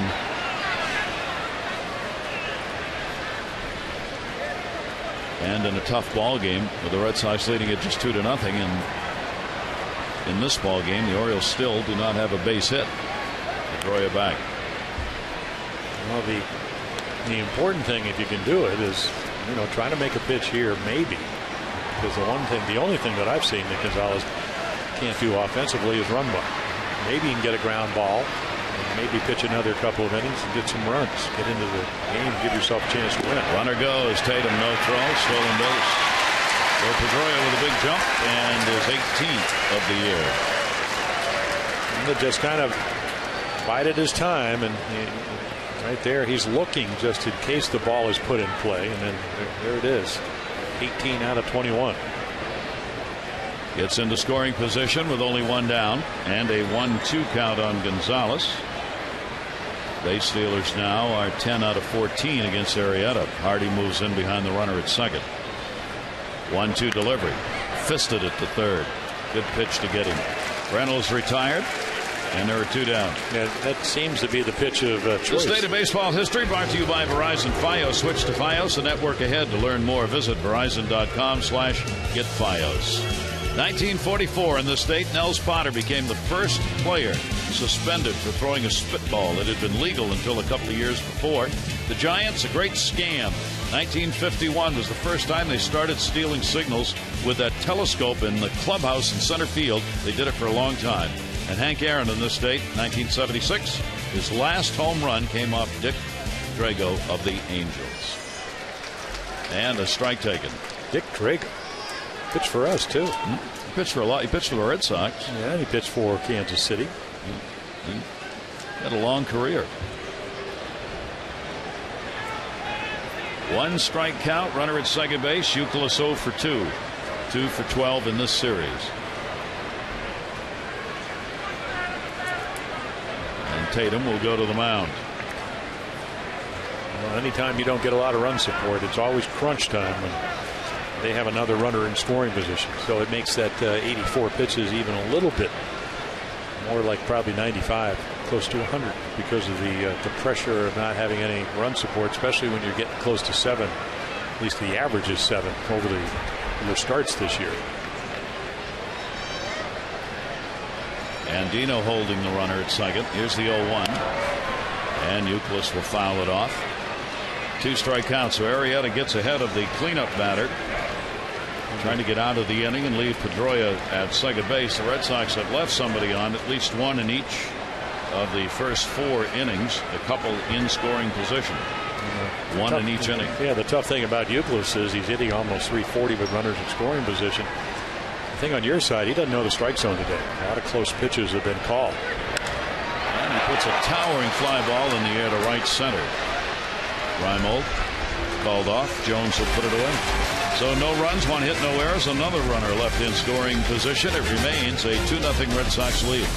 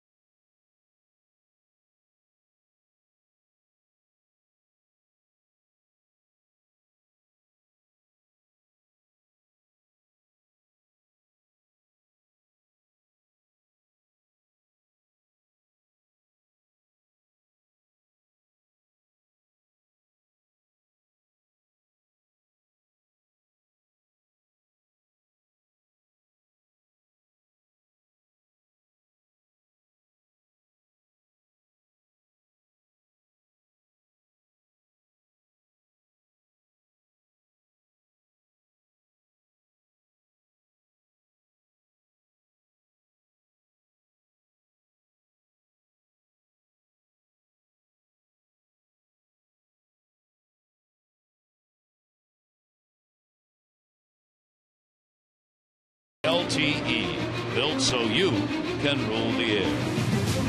It's either the North Star and it's Christmas time, or it's a very hot day at Camden Yards and the sun's shining brightly. We're going to go with the latter. It's just a guess. Gary Thorne, Jim Palmer, and welcome back, everybody. Jake Arrieta up against it here because the Orioles offense hasn't been able to do anything. What do you see? Well, I see he's pitching very well. I mean, I really like the new windup. I think he's more aggressive. He's throwing more strikes. It is the Red Sox best offensive team in baseball, but the other side of the coin, you don't win without run support. We've talked all year long about the fact he's almost getting 7 runs a game. Not the case today because Andrew Miller has been effectively wild, and his stuff is getting better after walking the bases loaded in the second inning. He got out. Like I said, you get that first out, you can walk the bases loaded, and he got the double play ball. It is ironic that you can be a pitcher like Miller who's just wild enough so that the hitters can get no stride, can't guess what you're going to throw, and are never sure where the ball's going to go. Well, the other thing is that Jason Varitek has been around the block so many times. He's still not, I used to just throw fastball after fastball. He's made him use his whole repertoire. So now all of a sudden velocity's come back, and you got to look for 3 pitches. And the Orioles got to look to get their first hit of the ball game. Here's Robert Andino. Andino leading it off in the bottom half of the 5th inning. Andino had a walk in that 2nd inning when the Orioles had loaded him up with only 1 away and were unable to score a run. Andino hitting at .260 and great numbers against the lefties this year. And he will foul that one back, and a 2-strike count. It'll be Andino, Tatum, and in the top of the order, Hardy. Well, the good news, it's only 2-0. Again, as you get into the 5th inning, Terry Francona with the rested bullpen, and very much like the Orioles, a day off tomorrow. Give him a chance to win. Popped that one up to second, struggling with his son Pedroia. Finds it, gets the angle, and gets it.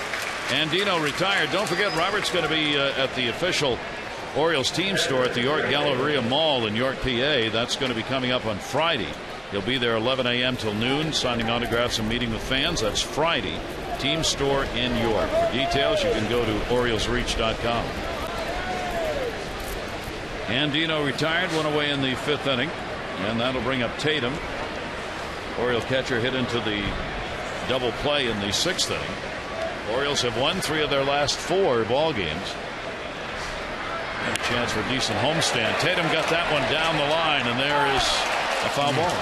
Just missed. Yeah, even the double play ball, he had a good at bat, fouled off a bunch of pitches, and then hit it very hard on one hop to Pedroia. It sounded like he rolled over, and right here, just, and I mean just, by about, what, a foot. The first Oriole hit would have been extra base hits. Well, Tatum will take the slow walk back. And an 0-1 count for Miller. Miller's walked 5 and gotten away with it. 3 strikeouts.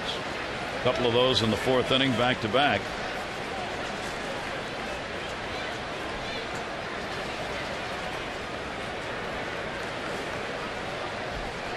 Tatum back in the 0-1. And it'll be up high, hung that one, and a 1-ball, 1-strike count. Andrew Miller just kind of struggling his way through this thing. 74 pitches thrown so far in the ball game by the left-hander. 1-1 delivery, and that one. Where's Bob Uecker? Bob, just a little bit outside. Terry Francona, of course. Terry was not a pitcher, so he's never done this before. It's kind of like the John Kruk at bat here in 1993 at the All-Star game when Randy Johnson threw a breaking ball behind him. John didn't know where to go. So he turned to the other batter's box. 2-ball, 1-strike count. That's when the Krukster was a little bit more svelte. One of the funniest human beings. He did one of the Major League Baseball video games. He's one of the other guys that does the game with me. So we sit in the studio for about 7 days, 5 or 6 hours a day. I come out laughing so hard.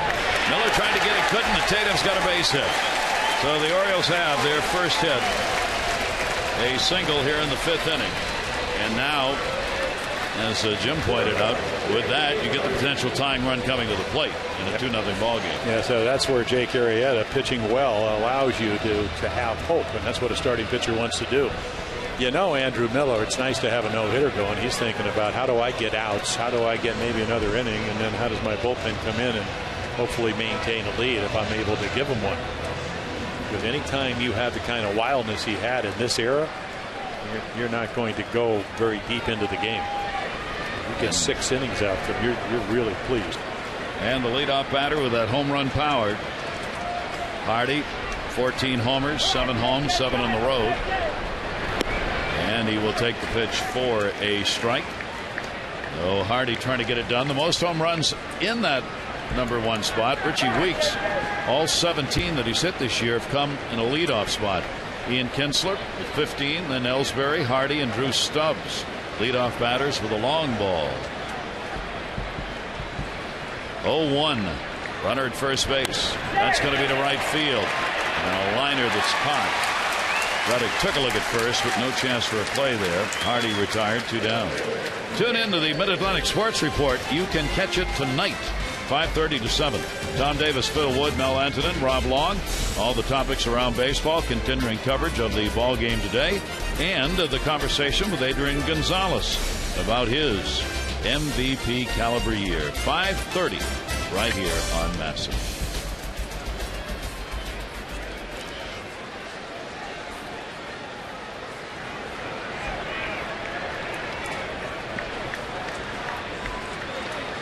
So now there are 2 down. Markakis 0 for 2, been called out on strikes and is flied out. Only 1 hit against the Red Sox in 10 at bats in this 3-game set.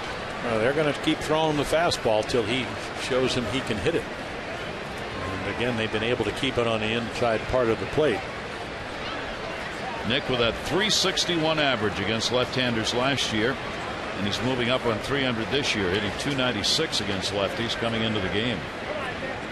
0-1 count. Markakis takes it to right center field. Ellsbury with his speed will get over. No runs, 1 hit, no errors, and 1 left. The Orioles do get a hit, but not a run. It remains 2-0.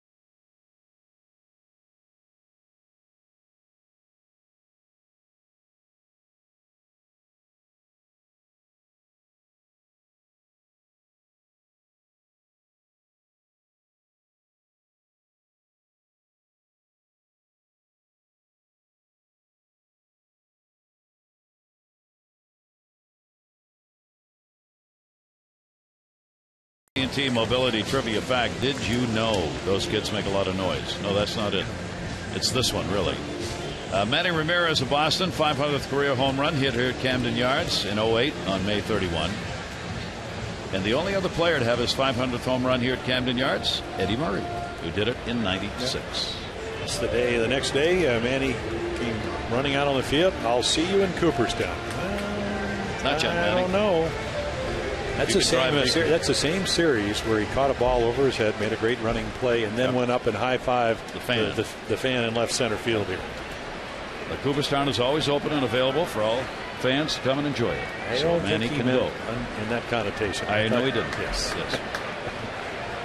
Here's Josh Reddick. Lovely place. Beautiful. This time of year, gorgeous. It'll be a little toasty on Sunday when Blyleven and Alomar and Gillick get in, but I cannot wait for Blyleven's speech. I already know what the first line is. Yeah. So that'll bring the house down. Yes, it will. 0-1 count on Reddick. Reddick is single scored and lined out. That's going to go to right field, and that's going to be a base hit. Mercy. Okay, he can hit the fastball. He's proved that. So he's got 6 hits in this series and 11 at bats. This is getting boring.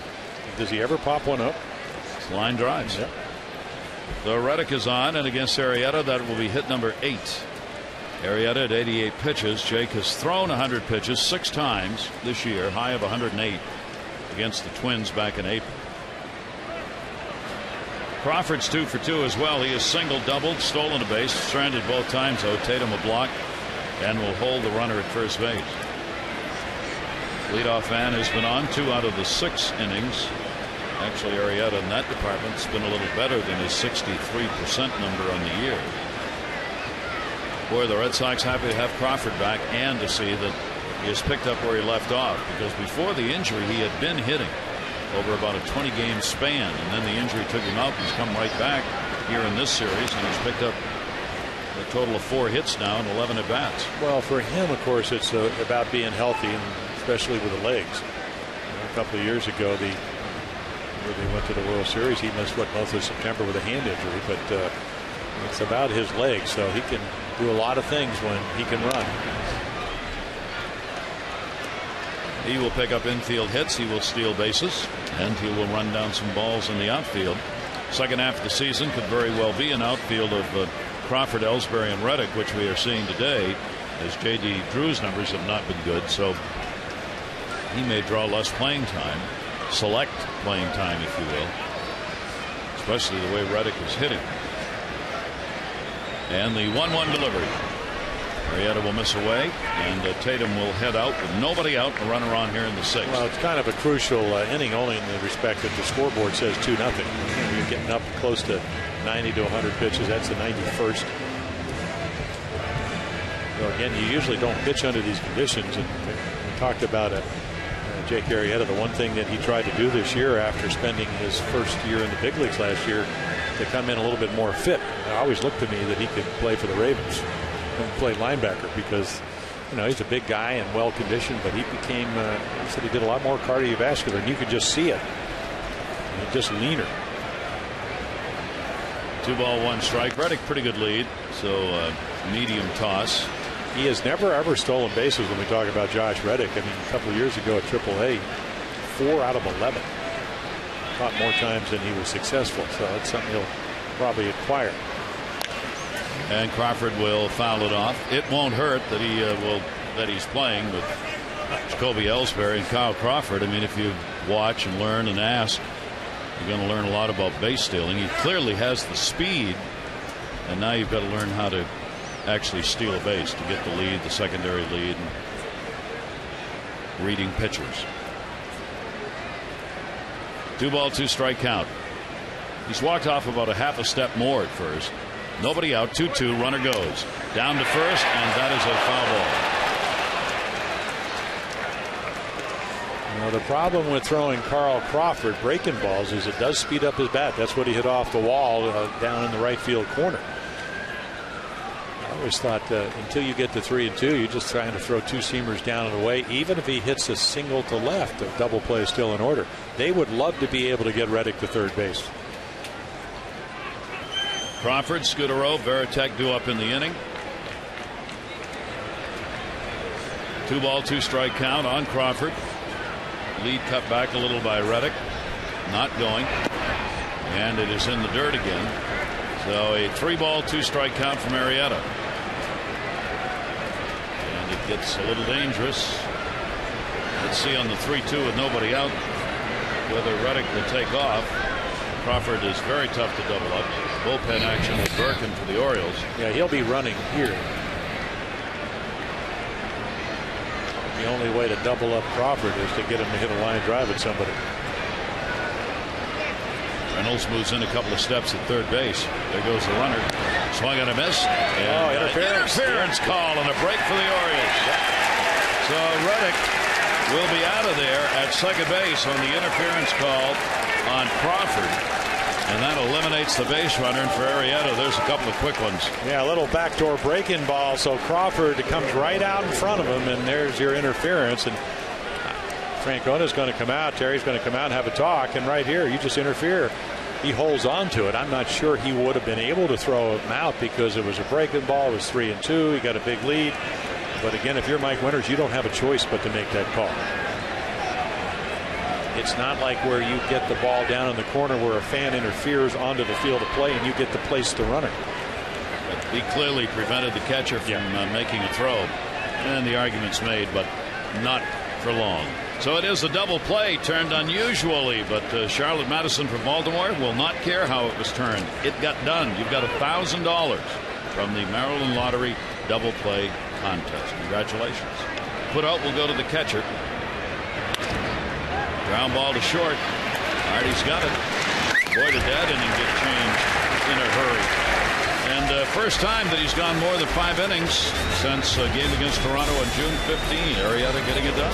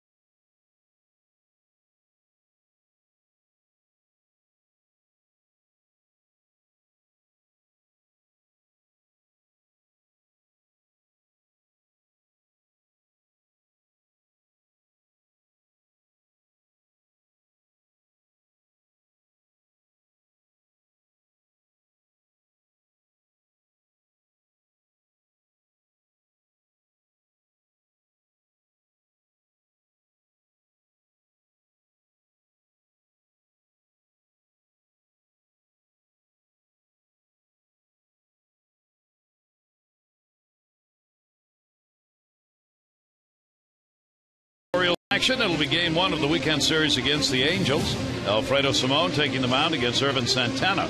Our coverage on Masson HD 6:30 O's Extra, presented by Verizon 4G LTE, followed by our game coverage at 7. All the access you need right here on Masson. Yeah, there they are. Simon back from the Dominican Republic, and Santana, again, low ERA, as you mentioned, 3rd best ERA in the American League for the Angels. Run scoring, especially lately, has been their problem, and they went up to Oakland, lost 3 out of 4.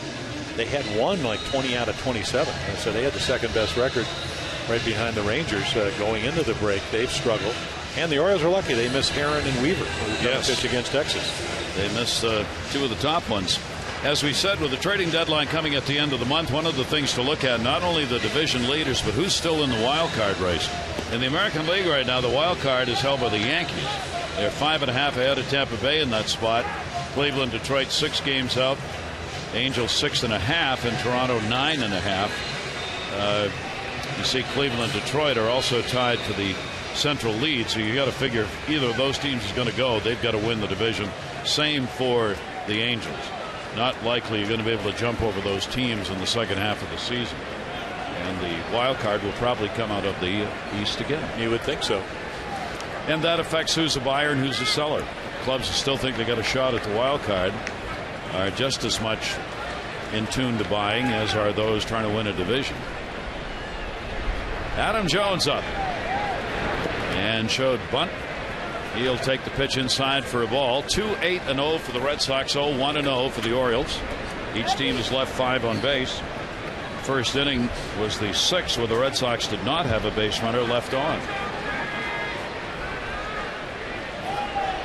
Couple of walks for Adam, looking to extend his 5-game hit streak, 4 for 9 in the series. And Miller cuts the outside corner with that one. 1 ball, 1 strike. So Miller at 89 pitches. So the Red Sox bullpen, they were thinking about what they're going to do down there. He threw 109 pitches in his 2nd start at Pittsburgh. That's the only time he's gone over 100 in the games started this year at the major league level.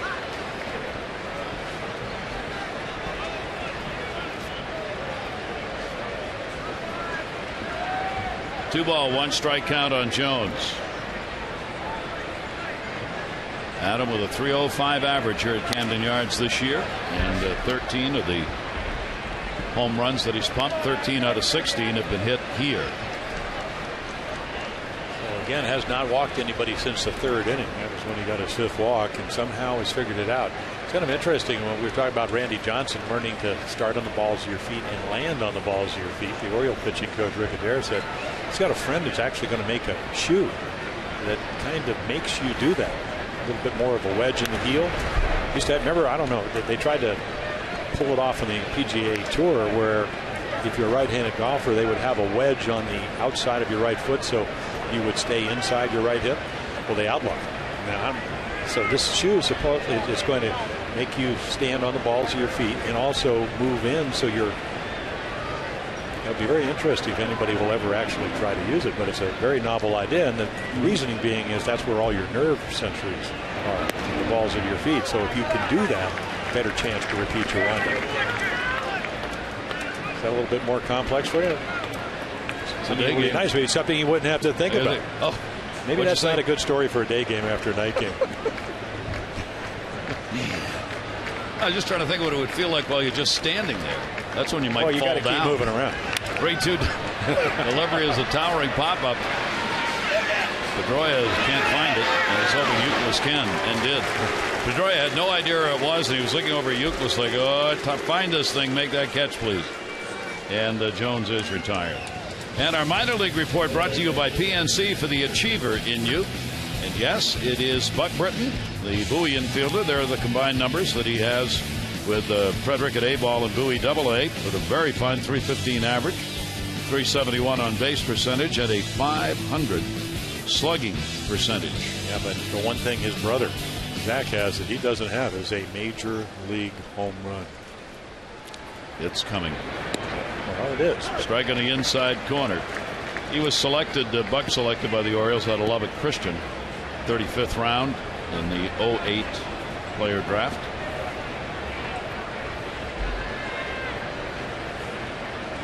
Matt Wieters with a one strike count, one away. Wieters 0 for 2, fielder's choice and a fly ball out. And again, the outside corner strike. It's been there all day, and it goes to 0-2. Yeah, going back to those shoes, it would probably be hard to cover first base or back up home. One thing you do, you could get rather awkward. Could get rather awkward trying to run in those Maybe shoes. It'd be a training shoe. Training shoe? Yeah, you know, your size. Oh, sure, yeah. Exactly. 0-2 delivery. Well, and the reason I say that is because George Bamberger was the first pitching coach that I had in the minor leagues, and then we went to Ray Miller, and Ray was terrific as a pitching coach because he pretty much learned from George. He'll tell you that. And when you take your step back, it's so much about balance. And he said, when you take the step back, if you're right-handed, you're going to be stepping back on your left foot. Always try to stay on the ball of your foot because it keeps your weight over the pitching rubber, and that's what you're pushing off of. And it makes so much sense. See right there, heel. Now you got to come back and find your middle zone. So again, if you put a wedge there when you took the step back, you'd be on the ball of your feet. And Rick Adair says that in his years and years as a pitching coach, that's where all your balance comes. That's where your neural sensory positions are on the ball of your feet. So again, that's why you try to get a pitcher to stay over the pitching rubber and have a good sense of balance, which is going to get right here, and then you go to home plate. The neural sensory perception's working and gets the ground ball. Well, he's found it. He lost it in the second when he walked the bases loaded, but it's back. You don't want to use or lose those neural sensory perceptions. I mean, it makes sense. Or you could just put a block of wood behind the pitching slab and. Well, again, that's one of. It's funny when you go take a golf lesson. A lot of times they will put a block of wood, or they will put golf balls, which. I hit the wood. Yeah. Oh, well, okay. I understand. No, that's when I gave up golf. And again, it's just trying to keep you. I know it sounds funny, but when Rick Adair was telling me this yesterday, first thing I thought about was James Shields. That's what he worked all last winter about, is from the ground up. And again, that's where you start your windup. It's the never-ending process of trying to find whatever will work to help individual pitchers, throwing towels literally in the bullpen where you use a towel instead of a ball to come through the motion. You went to Texas, you threw footballs. Another place you use tennis balls. Well, Mike Butcher's coming in with the Angels, and he does the sanitary sock with the ball in your hand, and you throw. The ball goes about 4 or 5 inches, but you feel the ball coming off your fingertips, and it makes a lot of sense. And you don't have to go chase it. Everybody's got to make a living. Here's the 2-0 delivery, and the pitch is away. Well, I'm a big golfer, and if somebody, you can go take a golf lesson, and the minute the golf pro walks away, you're on your own and you're in trouble. Go right back to the same thing you were doing. If whoever is your teacher can give you, as we look at Matt Albers, can give you really good practice devices to try to do what he told you, which is the same in pitching, and that's why when the game speeds up and you get out there, all the work you do in the bullpen sometimes just kind of leaves. Trying to maintain that focus.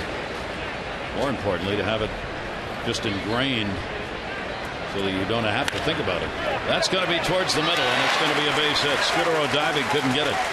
So Lee is on with a 2-out single here in the 6th inning. The Orioles have their second hit of the ball game, both singles, with Tatum getting the other one. Yeah, and hit again, sharply, the potential tying run to the plate. Scudero's going to try to get it and can't. So the Orioles have a chance now to tie it up with one swing, and who better than Mark Reynolds? Reynolds will come to the plate, having walked and struck out. 72% of his hits here in this ballpark have been extra base hits this year, even though his overall average here at Camden Yards has not been good, coming into this game hitting at 180 at home, 277 on the road. But if he gets a hit here, put an extra base hit behind it. And we'll take the pitch inside for a ball. Well, the one thing he does, and we talked briefly, Jim Presley, who came on for Terry Crowley, pro now and a consultant with the Orioles, said one of the things they want him to do, because he's so strong, is to be able to hit the ball with backspin. And that's why they take the tee high and the pitches high, and he works on swinging down, because that's what Ellsbury has done. That's why his home run total's up. He hits the ball with backspin probably better than any Oriole hitter. That's why the ball goes so far. 1-0 count from Miller, and he's going to miss up high. Plus, you've got Miller right where you want him if you're Reynolds. He's now thrown 100 pitches. He's had a hot day already, and he's tired. And this is when you may get one of those you can burn, and that's why there's going to be a visit to the mound right here to have a little discussion. Kurt Young. Well, this could be either, I don't think that he's going to make the pitching change, but if it's not, hey, do not give in to this guy. And the reason, not that Nolan Reimold can't hit, because he certainly can, but this is not groove one. I mean, let it go. I don't mean overthrow it, but just don't aim it. Not with a 2-0 lead. He's given up 3 home runs in the 5 starts, all to right-handers. And that was just a time for a breath visit. Virtually nothing said. Miller will be done at the end of this inning if he can get through it. And the Orioles are going to try and take advantage now of his 1 or 2 last pitches and maybe get this thing tied up if Reynolds can lock into one. Reynolds with a 2-0 count. Lee off first base. Pitch is going to be away, 3-0. Reimold is waiting on deck. Matt Albers is in the bullpen and ready. Now do you let Reynolds swing 3-0? That's certainly a possibility. We saw Matt Wieters do it last night, hit a RBI single into right field off the glove of Gonzalez. He was looking for one to drive to tie the game up. Except he makes a really good pitch. It's not one that a lot of hitters will chase, because it's right on the outside corner, bringing in about 6 inches and much more hittable. Reynolds trying to drive one. Now a 3-ball 1-strike count. And walked it. So the gas tank pretty much on empty for Miller. That's 6 walks that he has surrendered in the game, and that will be it for him. Yeah, 11 batters between walks, from 5 to 6. Terry Francona will be coming out to get him, and Miller will leave the game with a chance to win it, having worked the 5 2/3 innings. And Matt Albers, the former Oriole who ticked off his former teammates when they were in Boston with his gesturing after he retired the side, will come on.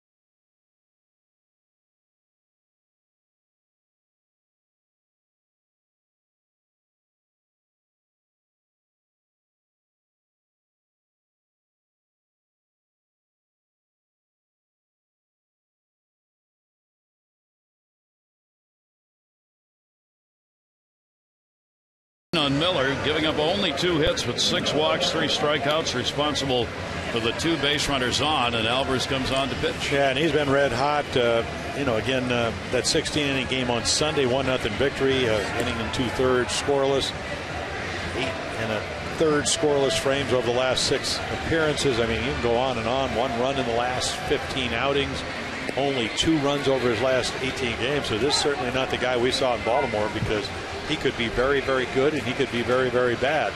But again, he used to have trouble getting lefties out. This year it really doesn't matter. Righties and lefties able to get them out almost equally as well.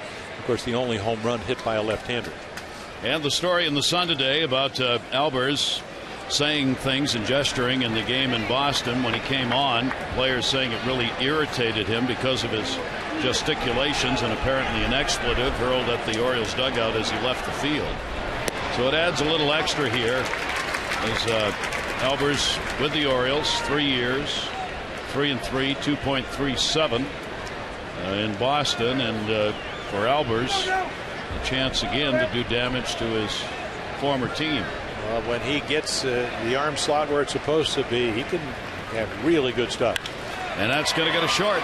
That'll be played by a Scudero to second. Albers comes on and will get the out. So the Orioles unable to do anything with it. We'll leave a couple on here in the 6th, and it remains a 2-0 lead.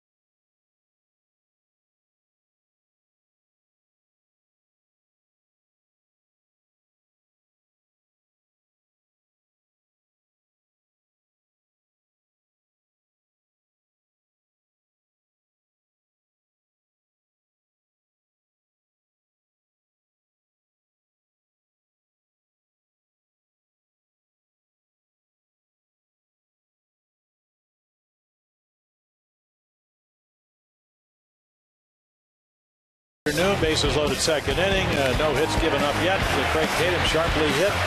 Terrific turn of the double play by Scudero. Next inning, 14th home run of the year. Jacoby Ellsbury, that's the first run. And then the captain, Jason Varitek, runners at second and third. RBI fielder's choice to second base. Arrieta still in the game. Andrew Miller with a chance to win on the bench as Albers came in to get him out of the sixth inning. Arrieta will continue on. Try and give himself a chance to be the pitcher of record. The Orioles can get some runs, and obviously this ball game very much still up in the air.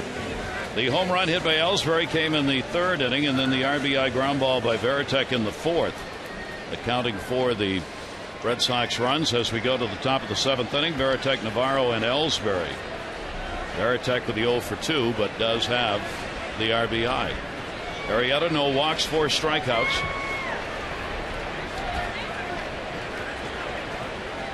Varitek showed bunt, and I mean, he's not going to do that obviously very often, but Reynolds was playing way back and way over to short. So now Mark's got to decide, did he mean it? He'll stay in about 2 steps. That's it. Tenement. And a chopper. And then he catches his own little hopper. Just like he does behind the plate. Yeah.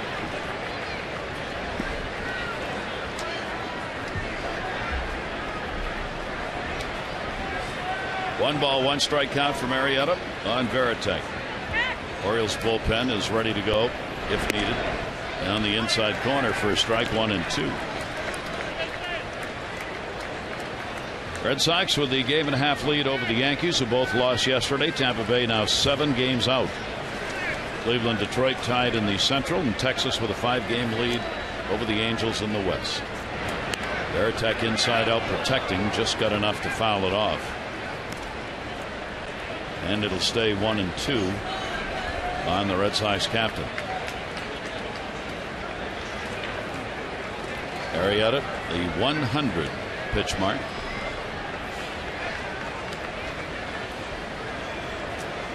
Here's the 1-2. Arrieta trying to make it 2 games in a row in which the Orioles will have a starter able to go 7 innings in the ball game. Hendrickson, the Oriole pitcher, getting loose. Too hard to do on an afternoon game like this. Breaking ball is going to miss inside. He started at 91. According to the Weather Bureau, it has stayed at 91. Yeah, I guess the heat coming in on Friday, where it's going to be close to 100 degrees by Sunday. So night games Friday, Saturday, day game Sunday against the Angels. 2 ball, 2 strike count on Varitek. In the air, right field, long run. Markakis diving. Oh, nice play! Nick Markakis, who is shading into center, and a long way to go, and gets it.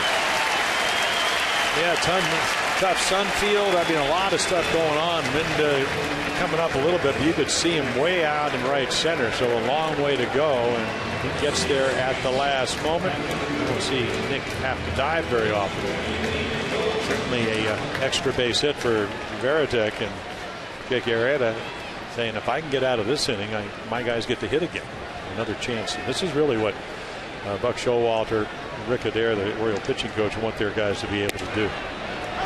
Hits it in there for a strike. Arrieta, of course, is trying to pick up that 10th win of the season. Last Oriole 10 wins month of July was Eric Bedard. That one in the air in the gap. Look out. Jones calls for it and puts it away. Couple of long fly ball outs. Oriole Park, great setting for your next group outing. Gather up family, friends, co-workers, and colleagues and have a great night or day here at the ballpark. Discounted ticket prices for groups as small as 15 up to 1,000. Camden Yards, your next group outing right here. 888-848-BIRD or Orioles.com. 3,000 kids on hand, Baltimore City youngsters, and 5,000 campers on hand. So 8,000 kids at the ballpark today, part of a crowd of 35,174. 35. Really? 174. A lot of them smartly sitting up underneath where they bring your canteen, look for some shade. Yep. Hope the Orioles can rally. Good game. 2 down, nobody on. Ellsbury. He's already put 1 out. Make it 2. Way back in right field, and goodbye home run.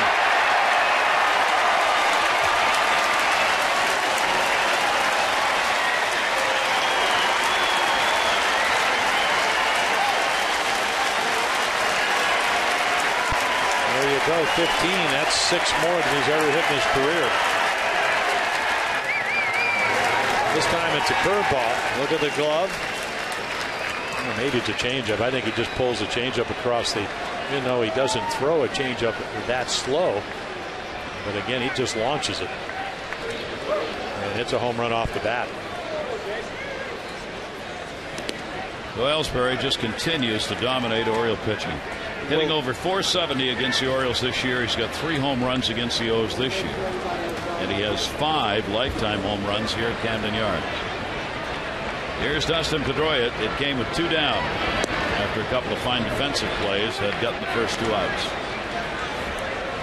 Well, he just brings such a dimension. I mean, he's like the new Ricky Henderson as far as being able to steal bases. I kept reading last year after the early collision where he broke his ribs that he didn't want to play and this and that. What nonsense. Yep, he was under a lot of pressure in Boston. Well, because they know how valuable he is. But if you're a young player and you're coming off a year where you stole 70 bases, you hit over 300 or 301, and you're making about $400 and some thousand when you get a chance to make mega millions, 8 or 9 million. I think you're going to play if you're able to. They were just disappointed he couldn't play. That'll go towards third again. Another tough play. Reynolds gets it there in time. Pedroia's retired, but another run added for the Red Sox. 7th inning stretch time, brought to you by Jack Daniel's Tennessee Honey. Fly straight, drink responsibly.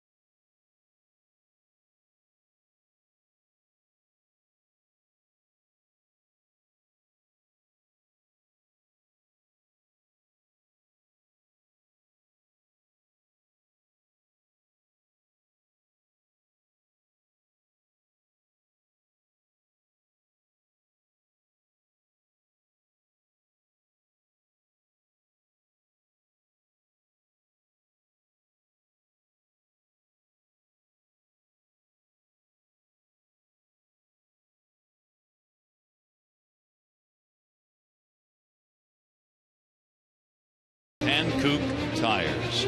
Well, the flow of this game, 2 pretty good pitching matchups with Andrew Miller, even though walking people a chance to win it. 6 walks surrendered. Arrieta on the other side, good job, except for the man at the top of the order. Ellsbury has now got a couple of home runs. Yeah, I mean, that's why they're such a multi-dimensional team. When the Red Sox won back in 2004, Bill Miller he had 9th, and he led the American League in hitting that year. So, you know, in the American League, you got the 3 of the top 4 offensive teams. And now you're seeing why the Red Sox are tough to beat, even when you pitch well. And Jake Arrieta, I mean, this is one of the better games he has pitched, but he's used to getting run support so far, and this game not over. He has been able to do that. Arrieta with the 3rd most run support in the majors at 7+ runs a ball game, but not been able to get it done here. There you see Lester at the top, then Sabathia, then Jake Arrieta at 6.95. That's a lot of runs. Orioles have not done that for any of the other starters, and today have not been able to do it either for Arrieta. So he will watch here with the team down 3-0 in the bottom of the 7th inning and hope the Orioles can find a way to score some runs. Matt Albers will stay on after coming on to get the final out in the last inning. And bunting. They were looking for it. Navarro, nice play. Red Sox moved in on the pitch all the way around in the infield, and Andino's retired. Well, again, you want to pitch well, you better defense well, and part of it is being able to anticipate what a hitter may do. And don't think when the Orioles were out bunting on Monday that they were not out here watching him work. And, Andino was one of those guys, Blake Davis, Matt Engel. So, again, what do you need to do to get back in the game? You need base runners, and they take one of them away from the Orioles. That's why that run picked up in the 7th inning, the 3rd one, makes such a difference. Fouled away as Tatum with an 0 for a 1 for 2 in the ballgame with a base hit. Orioles have stranded 7, 5 left on with the Red Sox so far. Orioles have had 3 of those 7 left on in scoring position. Miller left the game, giving up no runs on just a couple of hits. And Tatum will foul that one off, and an 0-2 count.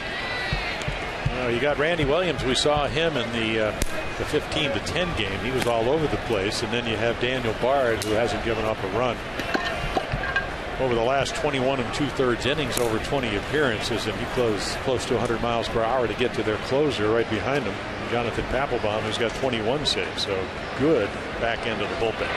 0-2 delivery is going to be swung on a miss. Well, that's the pitch that Albers came up with last year in spring training, and when he had it, it's very effective. And again, Craig Tatum doesn't get to play very much, and this is the perfect put-away pitch.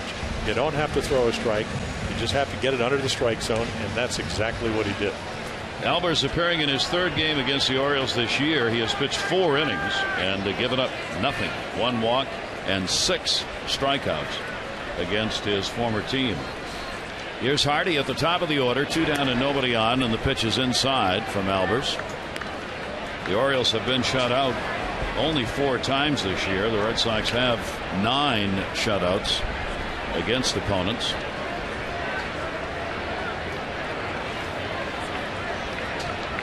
Albers with the 1-0 to Hardy.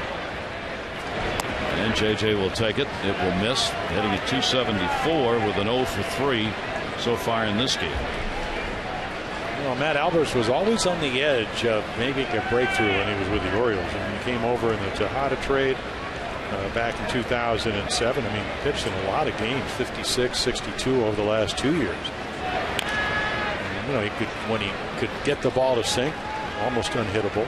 He has a pretty good curveball, came up with a slider, and he was a starting pitcher. Not that he had any success in the National League. He had a changeup, but never really threw it much. But somehow they have been able to get him, and maybe it's the winning atmosphere where he's got to be more accountable. When you play on a winning team, the expectation level goes up. And if you don't do the job, your teammates aren't happy.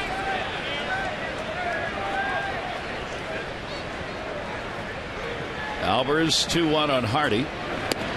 And on the outside corner with that one. That's perfect. And this is part of the velocity we saw. We just didn't see in the arm slot to be able to deliver this pitch. Watch this, 94 with great movement. That ball ran about 4 inches. That's what he did down in Tampa Bay. He threw that same pitch at left-handed hitters, throw it at that right hip, and let it run back and hit the inside corner. 2-2 delivery on the way, and that will be a silo shot for Veritek. Over the screen, just enough to go over, and a 2-ball, 2-strike count. Hope you'll entertain clients, colleagues, and friends with a suite package here at Camden Yards. Private suites available. Lots of different options for you. A great way to make a statement for your company. You can get information at Orioles.com/suites or a private tour by calling 410-547-6076. 2 balls, 2 strikes, 2 down. Orioles batting in the bottom half of the 7th inning, down 3-0, having only 2 singles in the game, one by Tatum and one by Lee. And Hardy will just get enough to foul that one back. It'll stay at 2-2. The Red Sox trying to win their 28th game in the division. They have the best division record in all of baseball. 27-12 against the East. Terry Francona in his 8th season with the Red Sox has moved up to 2nd in most wins in managerial history for Boston, behind only Joe Cronin. Texas is 18-9 in the West. They're 2nd best against their own division, and got him. And that is that strike everybody's been upset about that's been away. Albers with 2 Ks in the 4 batters face. 3-0 Red Sox.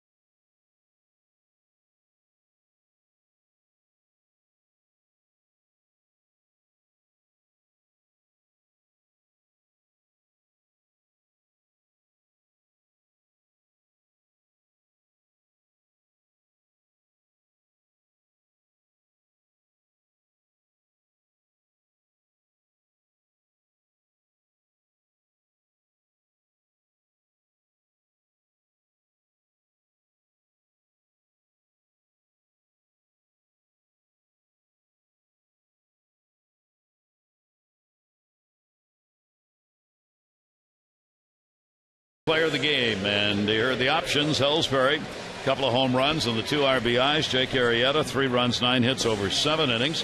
And Andrew Miller, the starter on the other side, no runs, 2 hits, 5 2/3. You can text in your vote A, B, or C to 518-62. Well, Arrieta leaves the ball game. He did not walk anybody. That's something they were high on working on. It's only the second time in his career that he's gone to a game without walking anybody. The other time was against Boston last year in September. So the 37-year-old left-hander just up the road, kind of where Robert Andino is going, York, Pennsylvania. He comes in, got the win on Sunday. He did pitch against the Red Sox in that 4-game series right before the All-Star break. Recalled that day. He was down at AAA Norfolk, 2-4 record, but a low ERA, under 3 runs a game at 2.87. We will go to the 8th inning with a left-hander on the mound against Gonzalez, Youkilis, and Josh Reddick due up for the Red Sox. So Hendrickson will try and hold it right where it is, and the O's will try and find a way to get some offense going in a game where they have been stymied. Gonzalez, 2 hits, 2 singles, 2 for 3 in the ball game. And Hendrickson's first pitch will be taken outside for a ball. So for Arrieta, it's wait and hope. Pretty good performance here. Tough trying to get to that 10th win of the season. He got number 9 back on June 20 against the Pirates. Since then, a couple of losses and a no decision. That one hit very deep.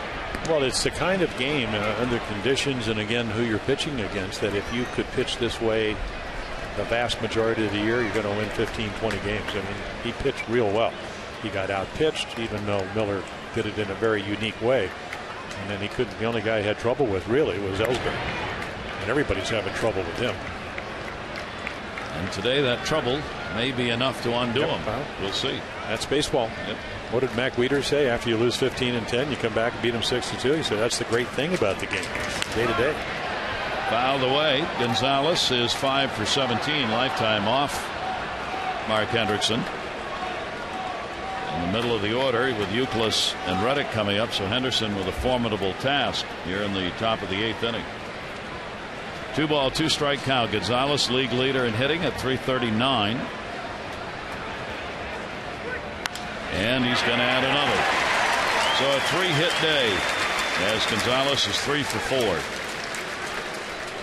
This copyrighted telecast presented by authority of the Orioles may not be reproduced or retransmitted in any form, and the accounts and descriptions of this game may not be disseminated without the express written consent of the Orioles. And that will bring up Kevin Youkilis. Youkilis has had an 0 for 3 and just 2 for 13. And look at those numbers off Mark Hendrickson. And the off-speed breaking ball is in there for a strike.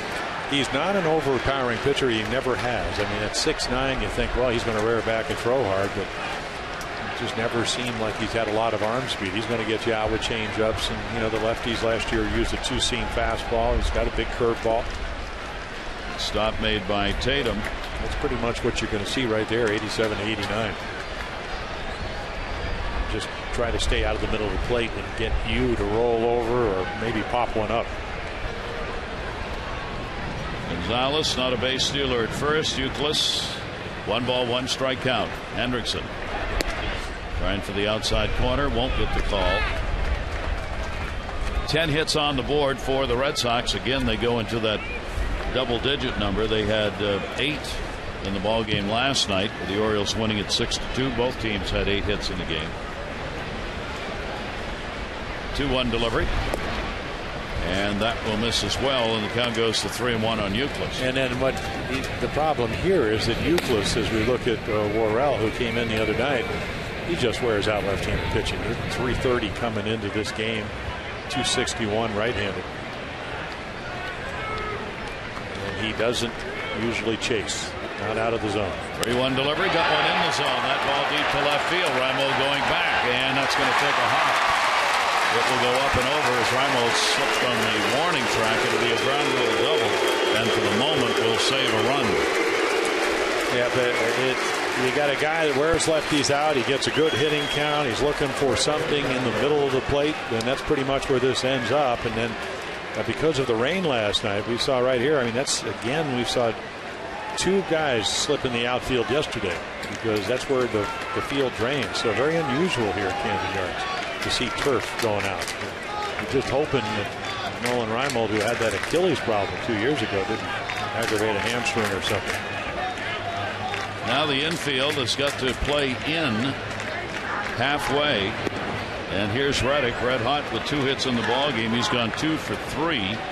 Reddick's got 2 in scoring position and nobody out. And he's only 8 for 15 off the lefties this year, minimal at bats, including 1 home run. Wearing out the Orioles in this series with the 6 hits in 11 at bats. And he will take the pitch.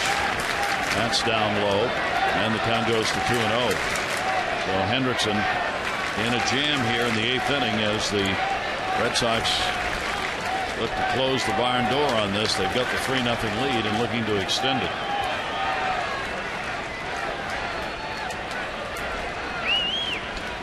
Here's the 2-0 delivery. Infield creeps in a little more, and that will be a strike. See Reddick on the season, 7 games, 11 for 23. Wow. 2 home runs, 6 RBIs. Hendrickson, left-handers 231 off him, right-handers 429. 2-1 delivery, and he'll miss down low, trying to spot that ball and not getting it there, and he goes to 3-1. Yeah, even last year, both righties and lefties over 300 against him, so not your prototypical you bring him in and he's going to match up against lefties. What you get is a guy that usually throws strikes, but he cannot afford to get behind like he did to Euclid or even here. Runners off second and third, 3-1 delivery. Reddick takes it and they're loaded. First walk the Red Sox have picked up in the game with Arrieta not surrendering one. So the base is loaded and Carl Crawford will stand in. Crawford has a double, a single, and has struck out. Strikeout that ended up being a double play as he interfered with Tatum trying to make a throw on Reddick, who was running, and Reddick ended up being out on the catcher's interference. So the Red Sox load him up. Carl Crawford. Yeah, they were the big chance. Yeah, they were teammates. 12 for 28 with a home run. But how about that bases loaded lifetime number, 396 with 3 grand slams for Carl Crawford? That's an amazing number. So the history not good for Mark Hendrickson against Carl.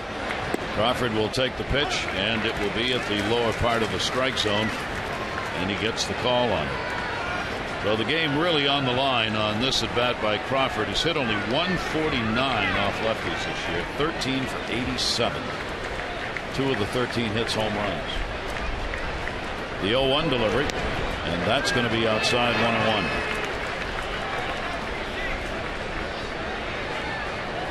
1-1. Series to be decided by the winner of this game.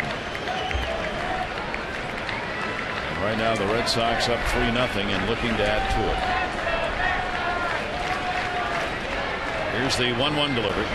Crawford fouls it off. Hendrickson gets ahead of him. A 1-ball, 2-strike count. Well, you need a strikeout, that or a pop-up.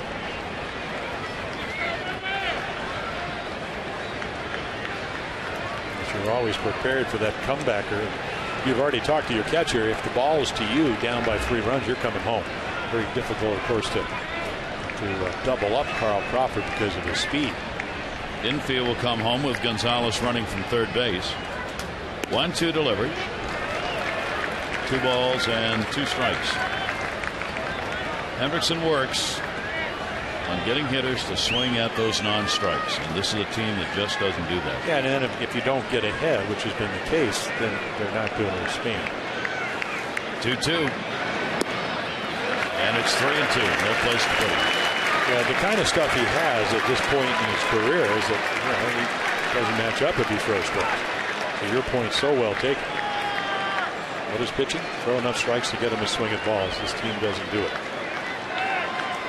Gonzalez at third, Euclid at second, Reddick on at first base. 3-2, nobody out. And Crawford will walk, and there's another run. So 2 walks in a row in the inning.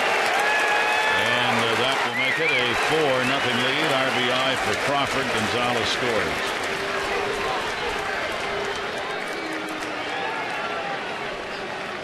And that will be it for Hendrickson as he'll come out of the ball game. Worrell will come out of the bullpen to face Scudero.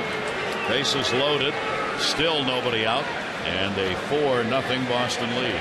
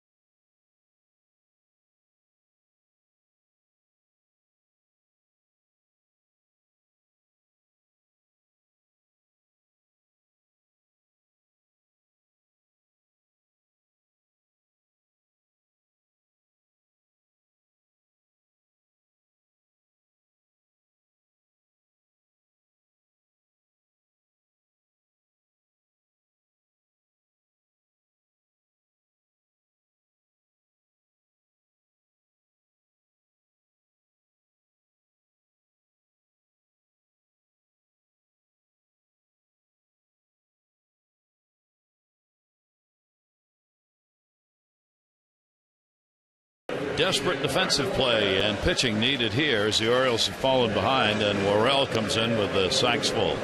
Yeah, they're pretty much the same situation. He came in against the Red Sox on Monday night, and Pedroia would hit a down and away fastball. He got behind him 3-1. He hit the 6th pitch he threw. It was actually an incredibly good pitch, but he covered the outside corner, hit it down into the corner for a double. Well, again, another opportunity, same situation, except you got Marco Scudero coming to the plate. Red Sox have had more bases loaded walks than anybody else in the league except of all teams, Seattle. Seattle's had 13 bases loaded walks. The Red Sox have had 9.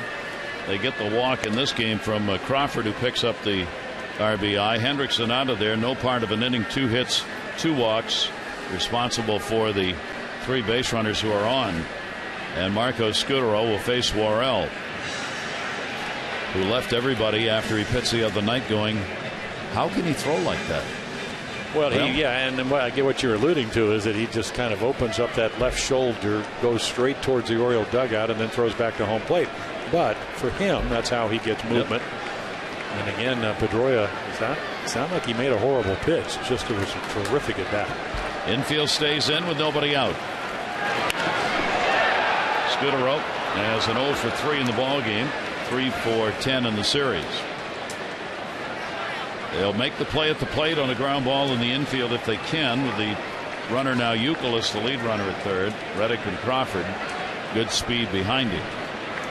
Well, we often talk about how difficult it is to come in. Everybody thinks, the closer has the toughest job. This is the toughest job. No place to put anybody. You're already down 4-0. You got a good fastball hitter at the plate, and you throw him a good breaking ball, and he chases it. He wasn't even in a position to throw a breaking ball the other night after he fell behind Pedroia. So again, there he's going. He's going to stay closed enough to be able to get on top of that slurve or slider, whatever you want to call it.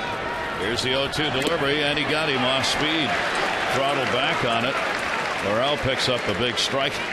Scudero walks away, disgusted with himself. Well, what's the break on this one? Kind of like golf. It's not how, it's how many.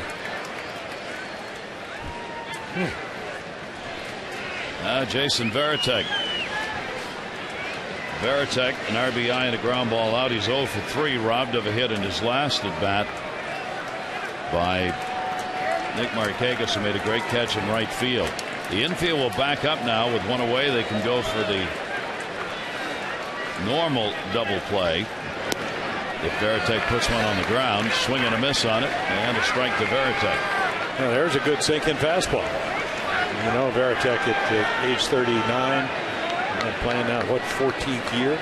He's one of those guys, he looks in his zone and tries to put a good swing on it. As you mentioned, there's another breaking ball. So this is a guy, all his home runs come from this side of the plate. Worrell, 28 years old, made the AAA All-Star team, 12 saves with the Tides as a closer. 0-2 delivery. Veritek's gone as he came inside on him. Wow. Day games. Maybe he likes day games. Look at this breaking ball. I mean, it's a little bit inside from where Craig Tatum's set up, but very, very effective. Though trying to get out of the inning after the bases were loaded with nobody out. The walk to Crawford by Hendrickson brought in a run. Now there are 2 down. Bases remain loaded. And here's Navarro. He's 0 for 3 in the game. Navarro will take it outside for a ball. The third baseman hitting at just 182, but has had very few chances to play. Only the 9th game since being called up. And they probably have a little history in the minor leagues. Pawtucket and the Tides. And you could see, again, the way they've gotten Navarro out this afternoon is the breaking ball. So he attempts it. Now all of a sudden you got a young hitter. He's going to look fastball, and that's pretty much what you're going to have to throw. Worrell with a 2-0 on Navarro.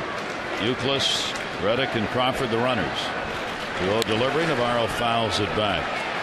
If the catcher just held on to the ball long enough, he wouldn't have to throw it back because Worrell would keep walking and come in and just take it out of his hand. He spends more time walking than any other pitcher in baseball because he's halfway in by the time the ball gets thrown back to him. You don't have to teach him to get over his front side. You got to put a leash on him and pull him backwards.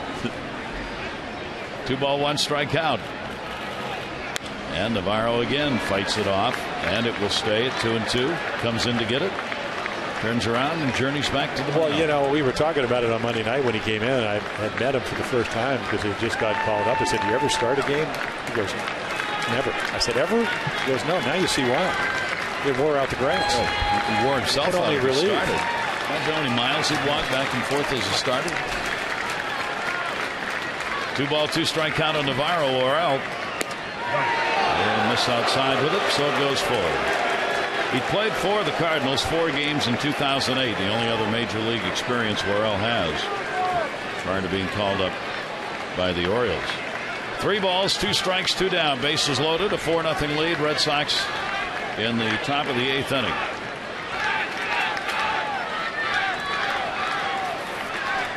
And the 3-2 delivery. Runners go. Ball is hit in the air to center. Going back onto Jones. He's got it lined up.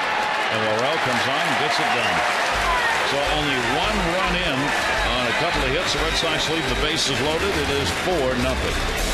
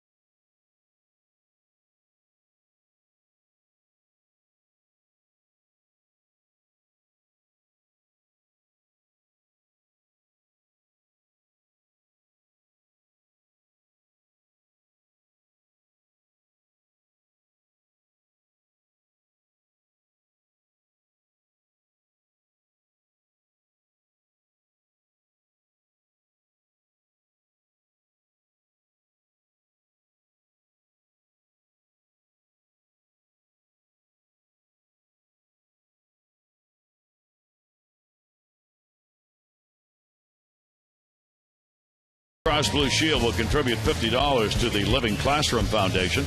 To date, 282 walks, $14,100. Care First Blue Cross Blue Shield encourages each of us to take that first step towards a healthier and more active lifestyle. Matt Albers worked an inning and the third in relief, struck out 2, gave up nothing. Now the flamethrower, Daniel Bard, will come out of the bullpen to pitch. Yeah, the record isn't not indicative of the way he can throw the ball. And again, he's going to just turn 26 years old. As we told you about, he found one of those streaks that's 21 2/3 scoreless innings over 20 games. And in that, only 13 base runners, 8 hits, 5 walks, and 22 strikeouts. So he is a power pitcher. He's got a 2-seamer. He throws close to 100 miles per hour when he throws the 4-seamer. He's got a big swooping curveball. He will pitch against the Orioles for the 4th time. The Orioles, in 3 1/3 innings that he's worked against them, have picked up 4 hits. He has struck out 4. Has not allowed an earned run in those 3 1/3 against the O's. Does have an 0-1 record, though, this year against the Orioles. And Nick Markakis up against it. And Markakis will take it. Nick with an 0 for 3 in the game. The Orioles only have 2 hits. Tatum picked up a single. That was in the 5th inning. Andrew Miller, the starter, gave up another to Derek Lee in the 6th, and that's it. Orioles have been out hit 11-2 and outscored 4-0. Markakis will go to short. Scudero. And there are limited outs to work with for the O's. Our Suzuki Game Flow Autos all-wheel drive lineup. Suzuki, the power of engineering. Ellsbury, 2 home runs in the game. Solo shots, and Crawford a bases loaded walk RBI, and Veritek ground ball RBI of the 4 runs, and all the Red Sox have needed so far, with the Orioles being shut out.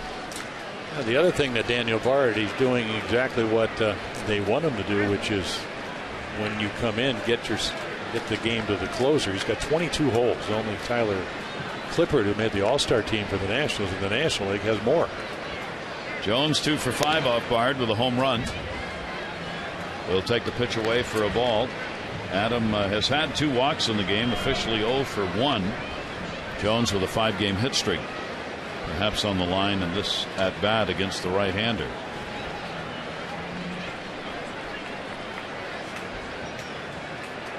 Bard with a 1-0 pitch, and that'll miss outside. Masson giving away 30 prizes 30 days, including signed jerseys and other Orioles gear. Just go to facebook.com/Masson Orioles to win. Well, you often talk about situations where you're down 4 runs. Guy coming in, you would think that he would be taking a pitch here. He did look down at Willie Randolph. Nope. Need base runners. Yeah, well, you do. There's Willie down at third base. He's kind of gotten into the swing of it, hasn't he? Remembering the batting helmet. He had a couple of days there where he went out and forgot the helmet. John Russell started the year, and then knee problems brought him to the bench. And Willie be out there and with his soft cap on. I remember he did it in Oakland. And the umpire came over and very nicely. There's John. Got a good helmet. Here's the 2-1 delivery. Popped him up right field. Reddick battling. Has it. 2 down. No such thing as a routine pop-up or fly ball today because of the sun. Keep in mind the Red Sox pitchers are pitching the shutout 2-hitter against the Orioles, who had scored 30 runs in the last 4 games, their best 4-game output of the year. But left-hander Andrew Miller shut him down. 2 hits, Albers inning in the 3rd. Now Bard. The Orioles' best chance to score, 2nd inning, bases loaded, 1 away. Double play ended the inning. Wieters 0 for 3.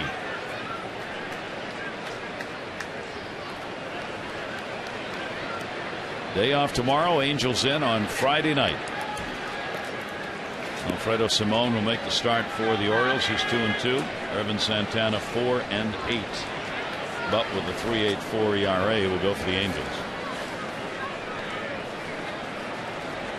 Here's the 0-1 delivery, and Wieters will take it for a strike.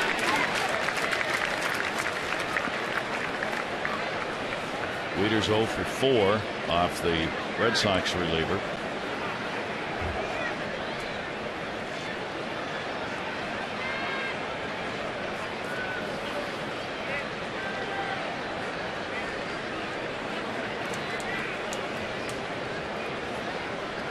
Oh-2 delivery with 2 away. He throws a lot of strikes. Pedroia.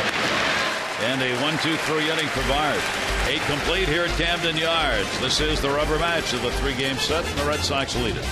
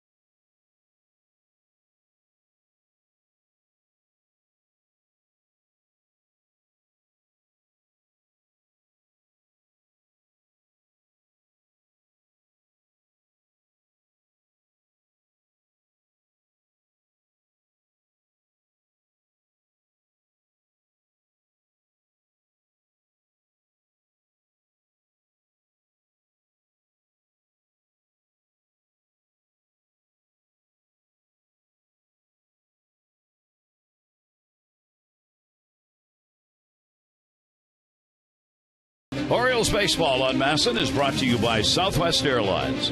Southwest Airlines' new Rapid Rewards, unlimited reward seats, and no blackout dates. And by Land Rover.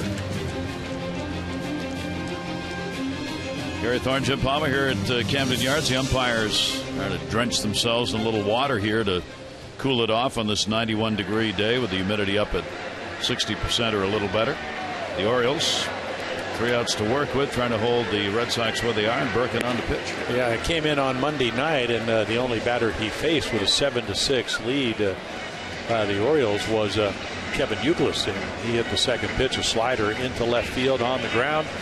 They tied it up. They would go on to win 15-10. And he's got to face Ellsbury, who's really touched him up. Kobe Ellsbury 7 for 9 with a home run off him. Yeah, he had a couple of home runs in a game back in 2008. I don't see anything in their notes that indicates that he's hit 2 this year. So it's only his second multi-homer game. Orioles, the Red Sox rather have had 2 homer ball games this year by Mike Cameron, Adrian Gonzalez, and Jason Varitek, and now Ellsbury.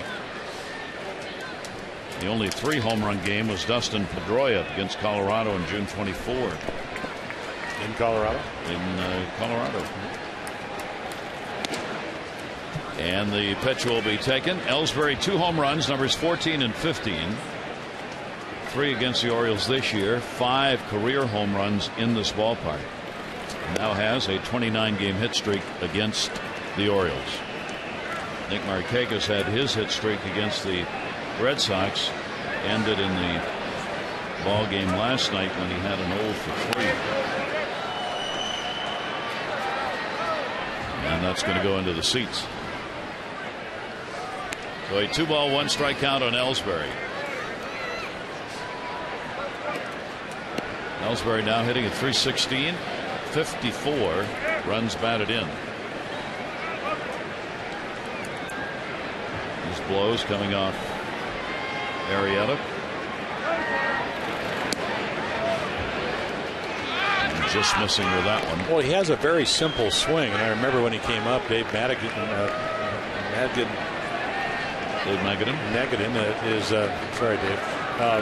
was talking about he never could sync up the hands, and now all of a sudden his hands go back a little bit, foot gets down, and all of a sudden the ball just slows down. And today the thing that if you're a Red Sox fan, you love is the fact that he hit not only a breaking ball but a fastball. And then the other night in Tampa Bay, took David Price at 97 miles per hour. I mean, way back. So he's hitting everybody. Leadoff walk given up by Birkin. Dustin Pedroia. Pedroia 6 for 14 off Birkin. And when you can steal bases, it didn't happen this time, but you force the other team to throw you strikes. Otherwise, singles become doubles. And Big then, lead taken over there. And then you got Pedroia, who can hit any pitch you throw. But if he gets fastballs that hit, that again, he's going to even be a better hitter. 18-game hit streak was extended in this ball game with a single he got in the 5th inning. 1 for 4. Career high hit streak. Runner goes, big jump. Ellsbury looking in, hit and run on, foul back. He'll go back to first base. Pedroia's 6 home runs in the month of July are the most that he's had in any month in his career. He did it twice before in 08 and again in 2010 with 6 homers in 1 month. So he's got a pretty good chance with 10 more ball games left to be played by the Sox in the month to have a career high month in homers. And he sprays the ball all over the field. Right back to the mound. Birkin. There's 1. And Dino. There's 2. And that's the way you turn a double play. Jason Birkin, high school, a very gifted quarterback. Kind of like a drop back. You catch the ball, you make sure your hands are together, you know who's already covering, and there's your perfect throw. And congratulations, Charlotte Madison from Baltimore. That's another $1,000. A second double play turned by the Orioles from our Maryland Lottery double play contest. And Gonzalez strokes it. Perfectly strokes it. Markakis off the wall has got a chance to get it. Here's the throw. Nick's dead on. Markakis will get him at second base. That'll be the 8th assist by Markakis in the outfield. Gonzalez will get a single, his 4th hit of the day. Retired trying to stretch it. Now the Orioles will try for the big bottom of the 9th. Lee, Reynolds, and Reimold coming. Red Sox up 4-0.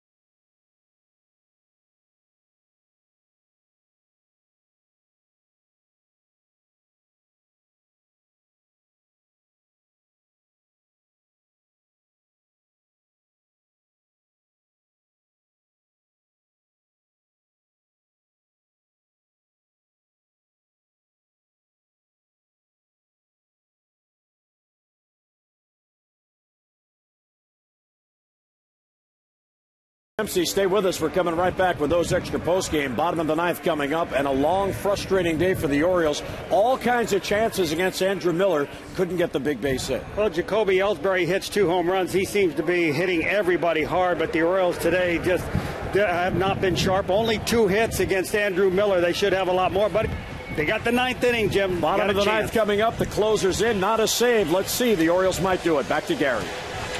All right, Jim Rick, thanks very much. 4-12-0 and 0-2-0 for the Orioles. Just 2 singles in the ball game. And if they're going to do it, they'll have to do it against Papelbon. Yeah, his last appearance was on Sunday night. He came in and pitched the 16th inning, got his 21st save. 31 out of 32 lifetime saves against the Orioles. So, again, you can look at the numbers. Again, this is his last year of his contract. You usually have to earn your way on. More strikeouts than innings pitched, throwing more sliders. He's got a splitter. He's got the fastball. So maybe the velocity down a little bit this year. We'll see. Usually in 93 to 95. So again, you're going to have to earn your way on because he doesn't give you too many free passes. While Papelbon warms up, we'll take a look at a voting for the AT&T Player of the Game. You still have time to cast your vote. A, B, or C to 51862. Results coming up on the O's Extra Postgame Show. So the Red Sox looking to take the series and have a 4-2 road trip. Orioles winners of 3 out of their last 4. Try and make a comeback here in the 9th. Papelbon this year, 4th game against the O's. He's had 1 save and 1 attempt. He's worked 3 innings, given up 1 walk and struck out 4. Papelbon's record is 2-1 lifetime with 31 saves and 32 chances. The Orioles over the Papelbon career have hit only .219 off him in 41 innings of work. And Derek Lee will lead it off and take it away for a ball. Yeah, a lot of tough graders up in Boston. 35, 37, 41, 38, 37. That's the saves he's been able to do for him. And, last year the ERA went up similar to what it is this year. And he is in the last year of a contract. Otherwise, he will be a free agent. Lee puts it up in the air high to right center field. Nobody sees it. Oh, Ellsbury comes over and gets it because Reddick needed help. But he didn't know where it was. He communicated that. Otherwise, the ball falls.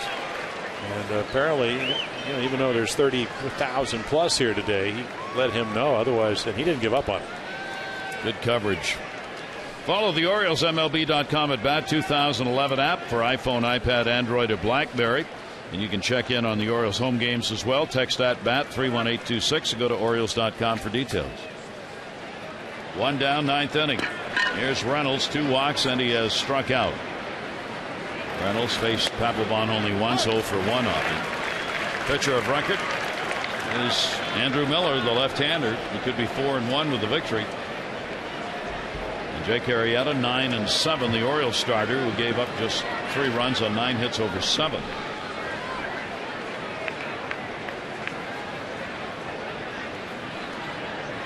And the 0-1 delivery. That'll be foul back. Well, when you have starting pitchers and #1 starters like Lester and Buchholz on the disabled list, you want your young pitchers to step up. Weiland pitched a very good game last night. Just got outpitched by Guthrie, and then Miller. And again, it's kind of 1 inning in a sense where he got out of the bases loaded jam. Got an out, walked the bases loaded, got the double play ball, and all of a sudden was a different pitcher. Reynolds with a 2-strike count.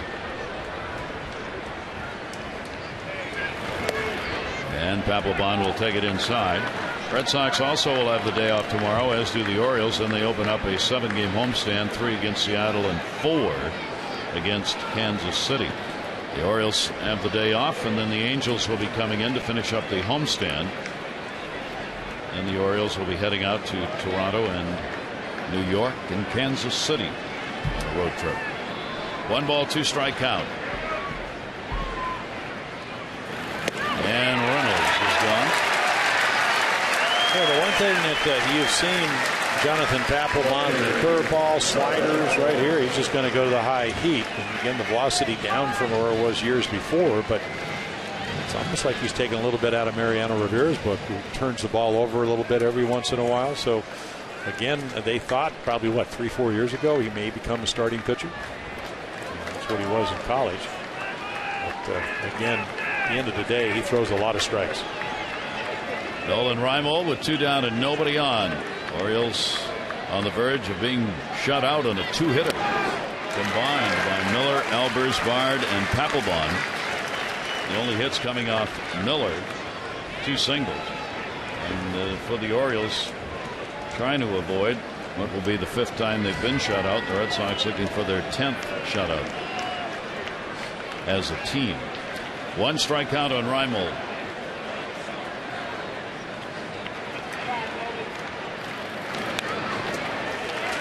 Arrieta today was his 4th chance going after that win number 10. Not going to get it. Well, it doesn't appear that way, but the good news for Jake is that he's back on track as far as pitching goes. He just got out-pitched. Orioles got out-hit. At least to this point in the game. We do have 1 more strike. 0-2, 2 down.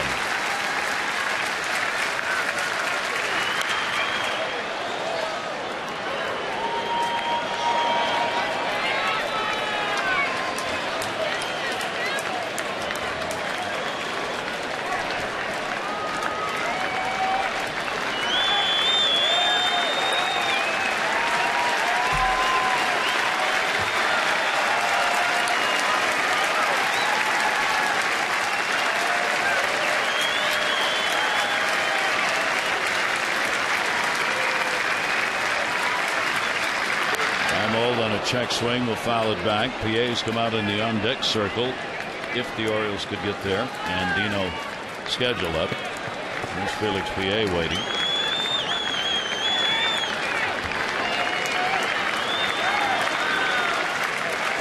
Reinhold trying to fight off Papelbon. He's 0 for 4 against him.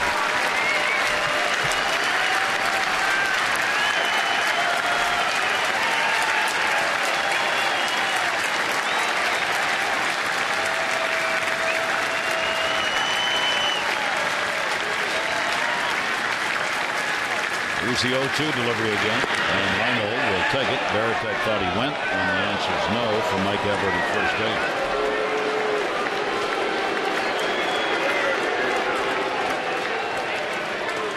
Nine in a row have been retired by the Red Sox bullpen. Last Oriole base runner, the walk by Reynolds in the 6th inning. And nothing since. 1 ball, 2 strike count on Reinhold.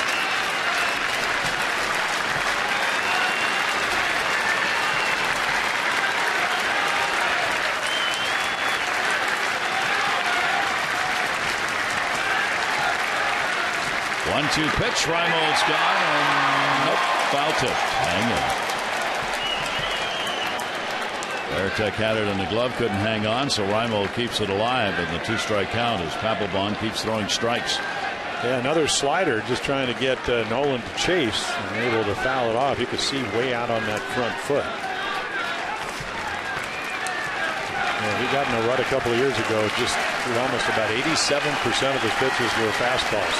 Not the case anymore.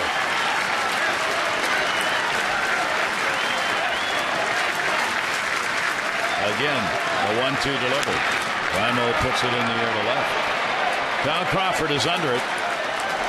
And the Red Sox will take the game and the series as the Orioles are shut out on a combined 2-hitter. And the Red Sox win it by a score of 4-0. It'll be a day off tomorrow and then back in action on Friday. Game 1 of the 3-game set against the Angels. Alfredo Simon takes them out against Irvin Santana. Our coverage 6:30 on Masson HD with those extra. Presented by Verizon 4G LTE. Game on Friday at 7. For Jim Palmer and our great crew here at Camden Yards, I'm Gary Thorne. Thanks for joining us, everybody. Red Sox 4, the Orioles nothing, taking 2 out of 3. This has been a Masson presentation. Jim and Rick, look back. O's Extra is next. Adieu, adieu.